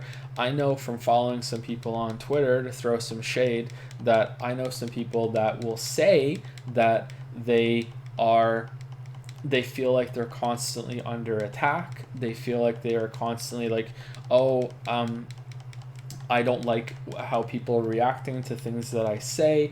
I don't like that, you shouldn't just throw insults at people. You shouldn't, just be a part of the pile. You don't know how it feels when people do this to you, and then they will go on to do it to others that are bigger than them. Like they will say that they don't like bullies, and bullies are so bad, and I hate bullies, and it's so awful, and then they will go on and bully others that are bigger than them, that have a bigger audience than them, because they don't view them as people, they view them as entities, and they're guilty of doing that themselves.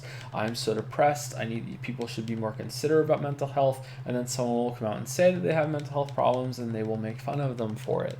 It is not a good place, but how do you prove it? You can't. It's, the meme of duality of man is such an effective meme because it's true.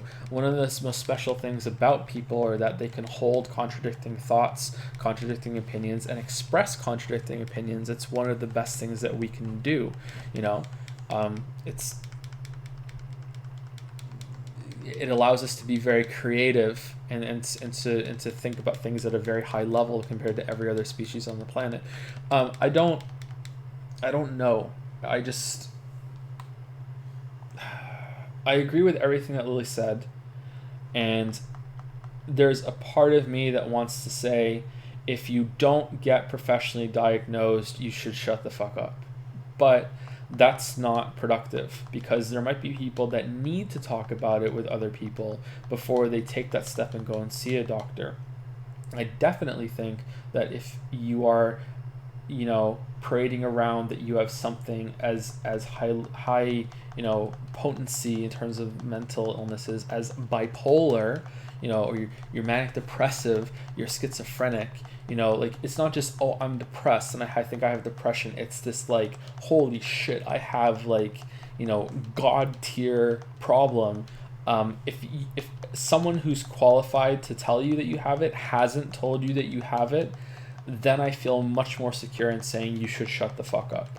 However, that's not fair, because a lot of people, maybe the vast majority, I'm not sure, of the people that you're going to interact with online live in America, and they don't have access to free healthcare. So it's nice to say, just go and see your doctor and get it sorted out. But, I'm saying that from Canada, and before Canada, I lived in Britain, and I can say that, because it's so easy, but it's not easy for Americans. So it's difficult, right? I don't know. It's difficult, but it should still be tried to be made a priority, because with mental health issues that are undiagnosed and untreated, with time they tend to get worse.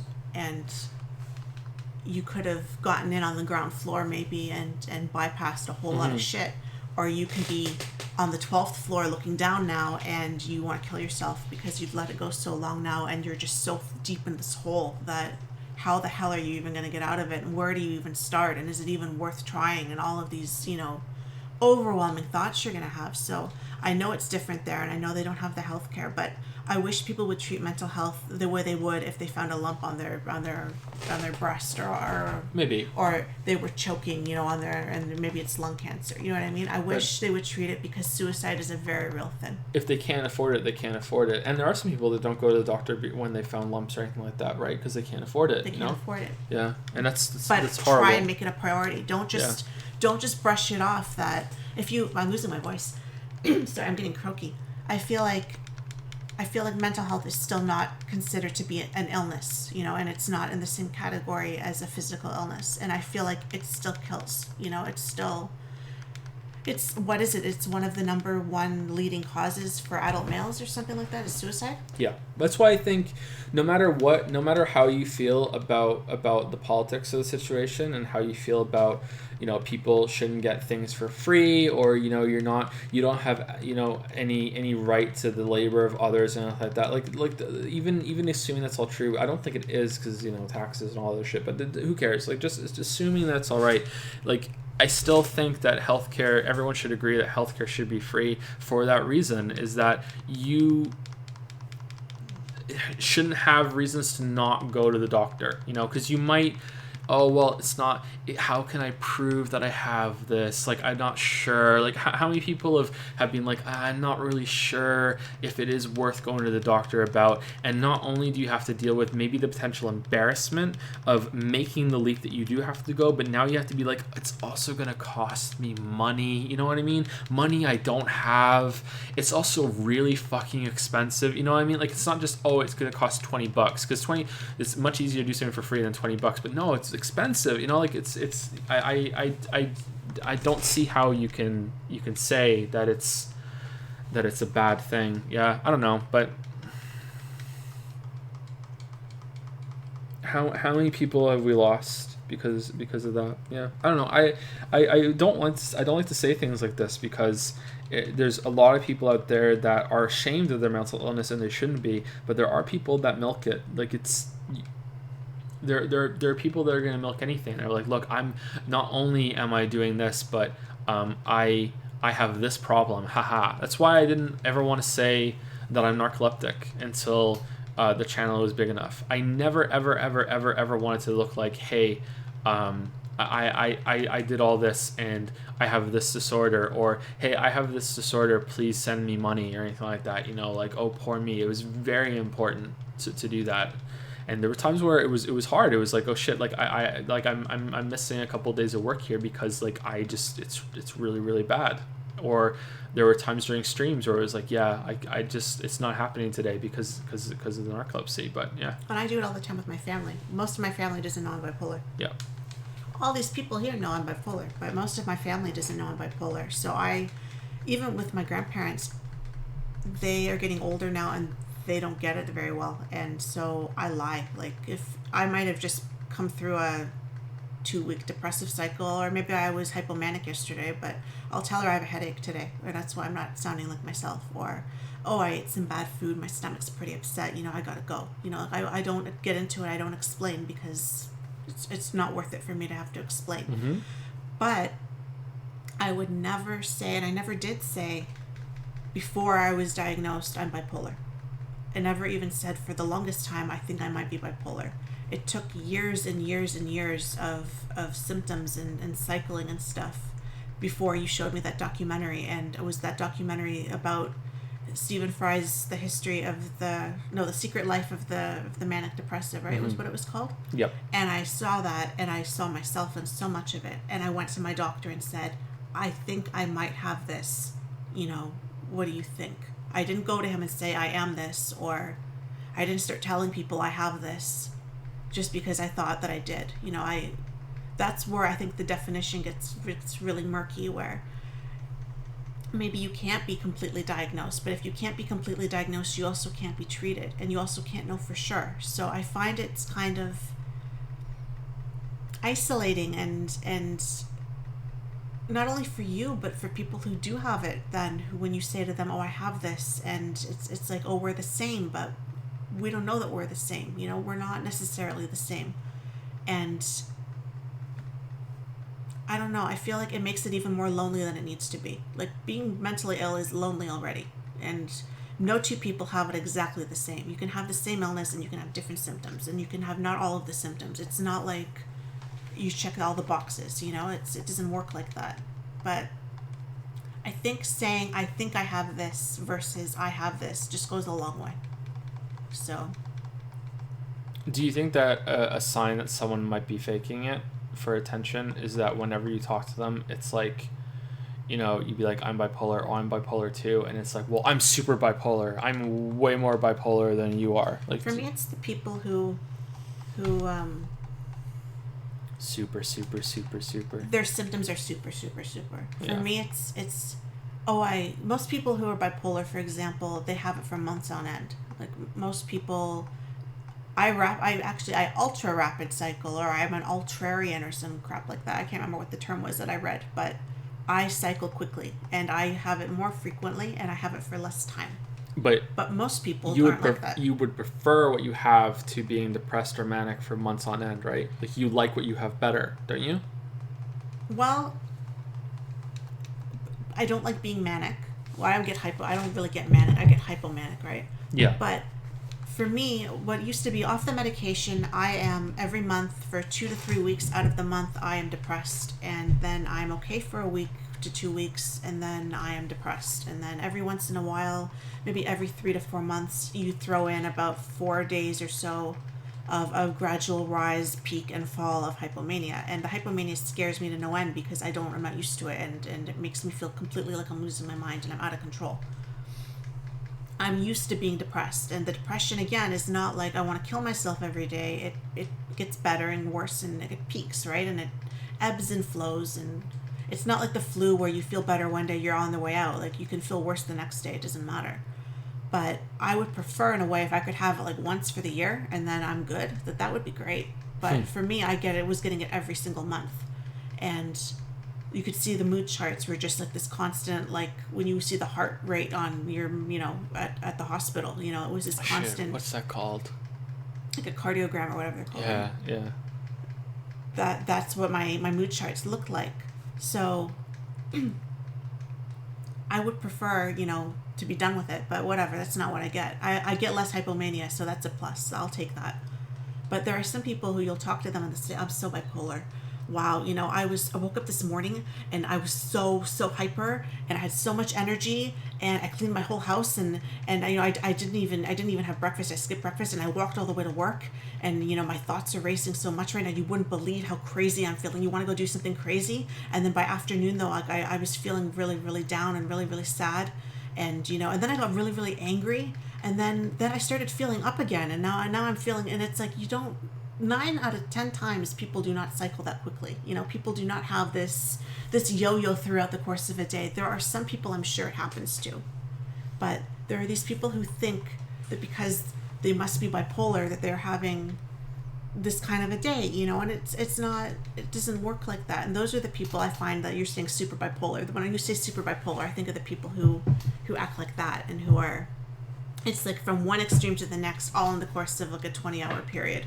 And there are so many other things you could say. They didn't sleep well, their blood sugar, they didn't eat well, something happened that made them feel really hyped up and energetic, and then they crashed a bit, and then they were angry about something. Like, there's so many factors in a day, and it's like, you can't just because I wake up in the morning and I'm depressed doesn't mean I'm having a bipolar cycle. It could just mean that I'm just depressed today. I'm having a shitty day. I'm in a shitty mood. Mm-hmm. I snapped at Joe. I snapped at Finn. Now I feel shitty about it. Now I'm angry at myself. Snapped at Finn? Now I'm angry at everything. And I'm angry at the world because I'm a shit mother. And, suddenly that doesn't mean I'm going manic on you because I'm angry now and I want to break something. It means that I'm just in a fucking bad mood. Yeah, it's like people who have mental illness still get the flu. Exactly. It's people who are narcoleptic can still, I'm sure, have a bad sleep night that is not related to narcolepsy. Like, I'm sure maybe if you were up all night and you were working on a project, right, and then you go lie down and you can't sleep,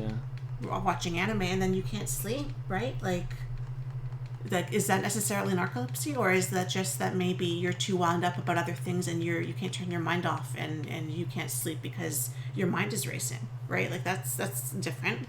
That doesn't necessarily mean that you're gonna you're going to have a night terror or anything like that.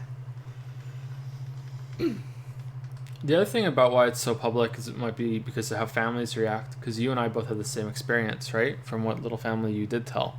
Yeah. Remember? Well, that's why we didn't tell the family, because my parents didn't want anyone to know. Yeah, it was don't tell anybody, and it's nobody's business. The people you did say was like, well, are you sure? Maybe you don't. Maybe you don't have it. And I remember telling a cousin, and it was a big deal that I told this cousin because I wasn't supposed to tell her, and I told her.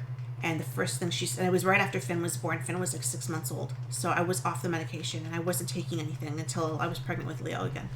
And she looked me right in the eye and said to me, oh, are you? So you're on medication then? And I said, well, no, not right now. I'm not. And she just dismissed me. It was like, well, you're not on medication, so you can't be that serious, right? It can't be real.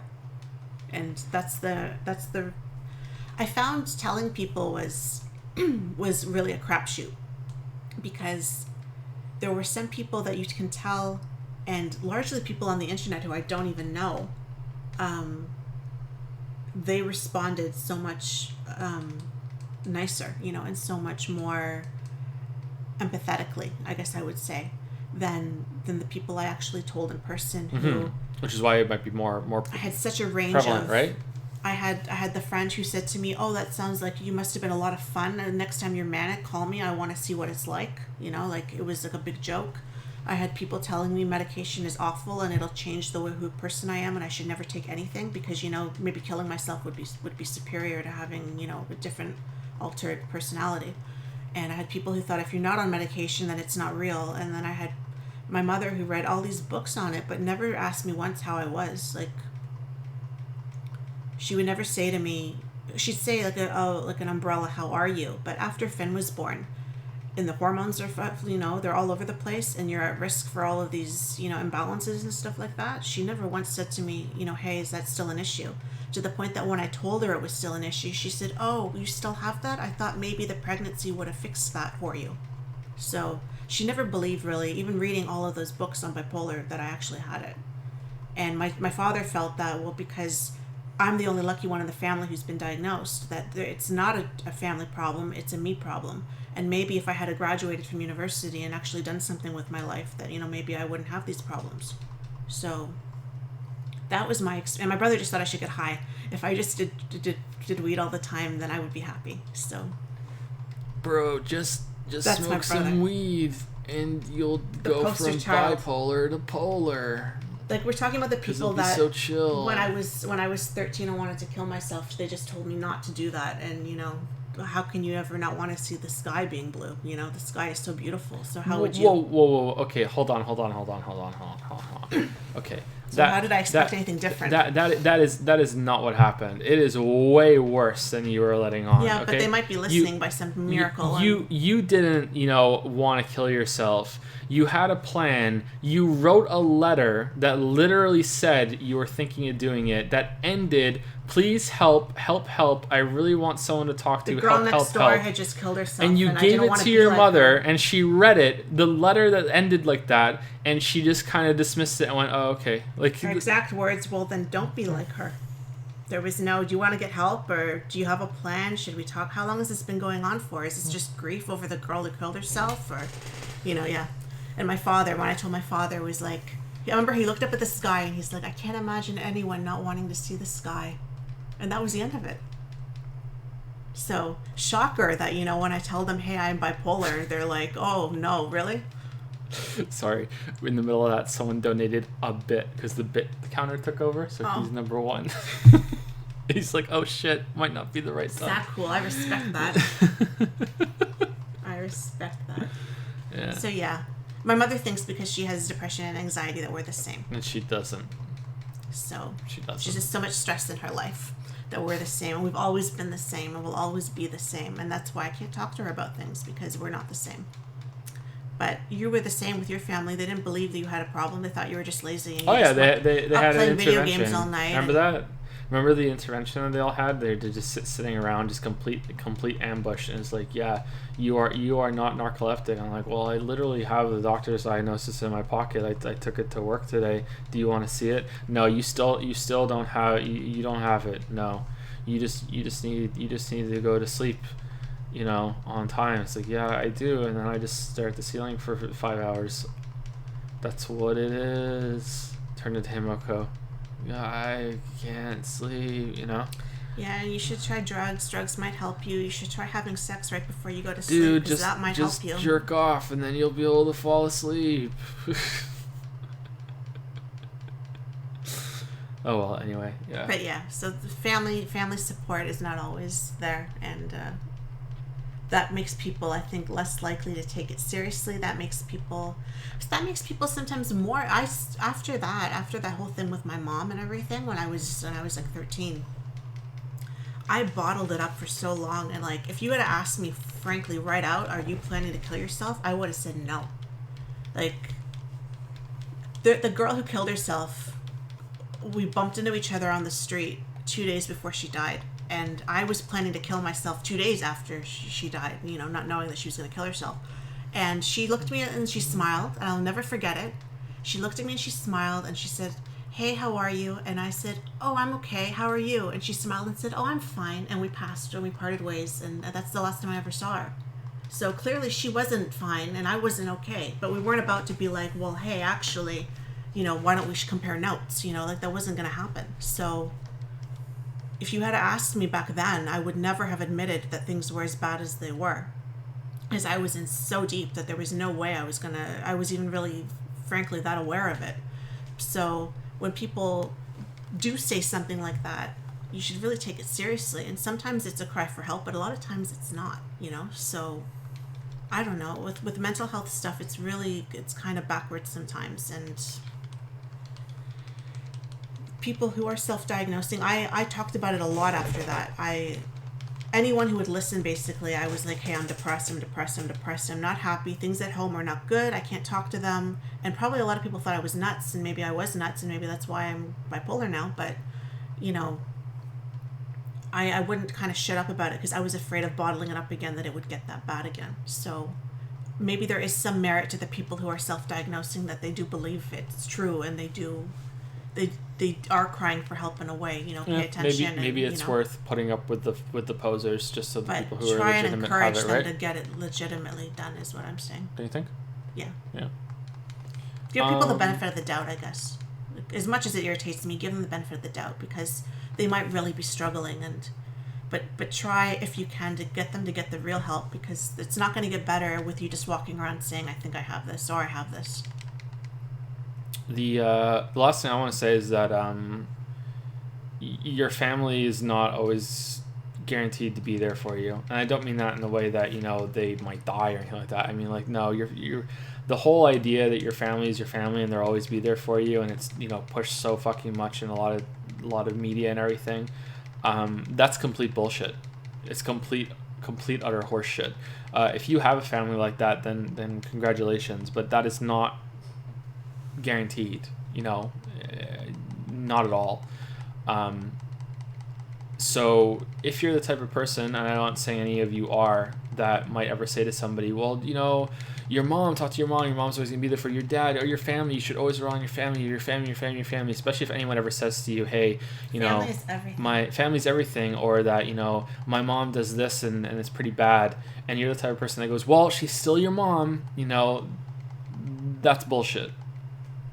That's not the case at all, unfortunately.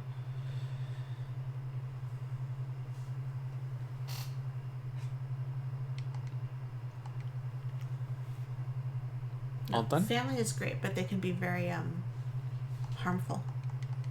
So take it with a grain of salt, I guess.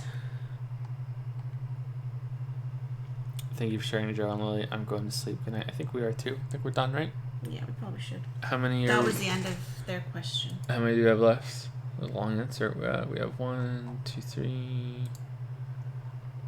We're about over halfway, because I know that one of them is only recommendations, so about halfway. So if we stream again like this tomorrow, which I don't think we're going to be able to, then we're going to be too tired. Maybe the day after. Maybe the next day or something, then we can finish the rest of the questions. Anyway, thank you for hanging out with us, everybody. Got pretty heavy there at the end. Yeah, it often does. Thank you, Reinhardt, for the 3-month resub. Mental health issues. With the message, good night. Thank you, Reinhardt. Yeah, and yeah, hopefully, I don't know. Hopefully someone feels like they get something out of it, right? I hope so. I hope there's somebody listening. That I find people are coming in more lately to the mental health channel and saying, I don't say anything here. I don't share my own problems, but I read everyone else's replies, and it's helping me. The lurkers get helped out. Yeah. So to me, that's worth it. It's kind of awkward sometimes sharing so much personal information, and sometimes I wonder if I'm oversharing, if maybe people don't need to know all this, but at the same time, I've learned a lot from it, and I just kind of feel like I have this view about mistakes and raising kids, and it's like, in life in general, that, try not to make the same mistake twice and make a new mistake instead, because obviously you're going to make new mistakes, right? But in terms of passing on information and trying to help people, your story might really help somebody, so sometimes it's awkward to talk about it and you don't really know where to take it or how far to take it, but there might be somebody reading it or listening that gets a lot out of it, and now they don't have to make that mistake because you just told them, what happens when you do, right? So they can go make a new mistake. New mistakes are more fun.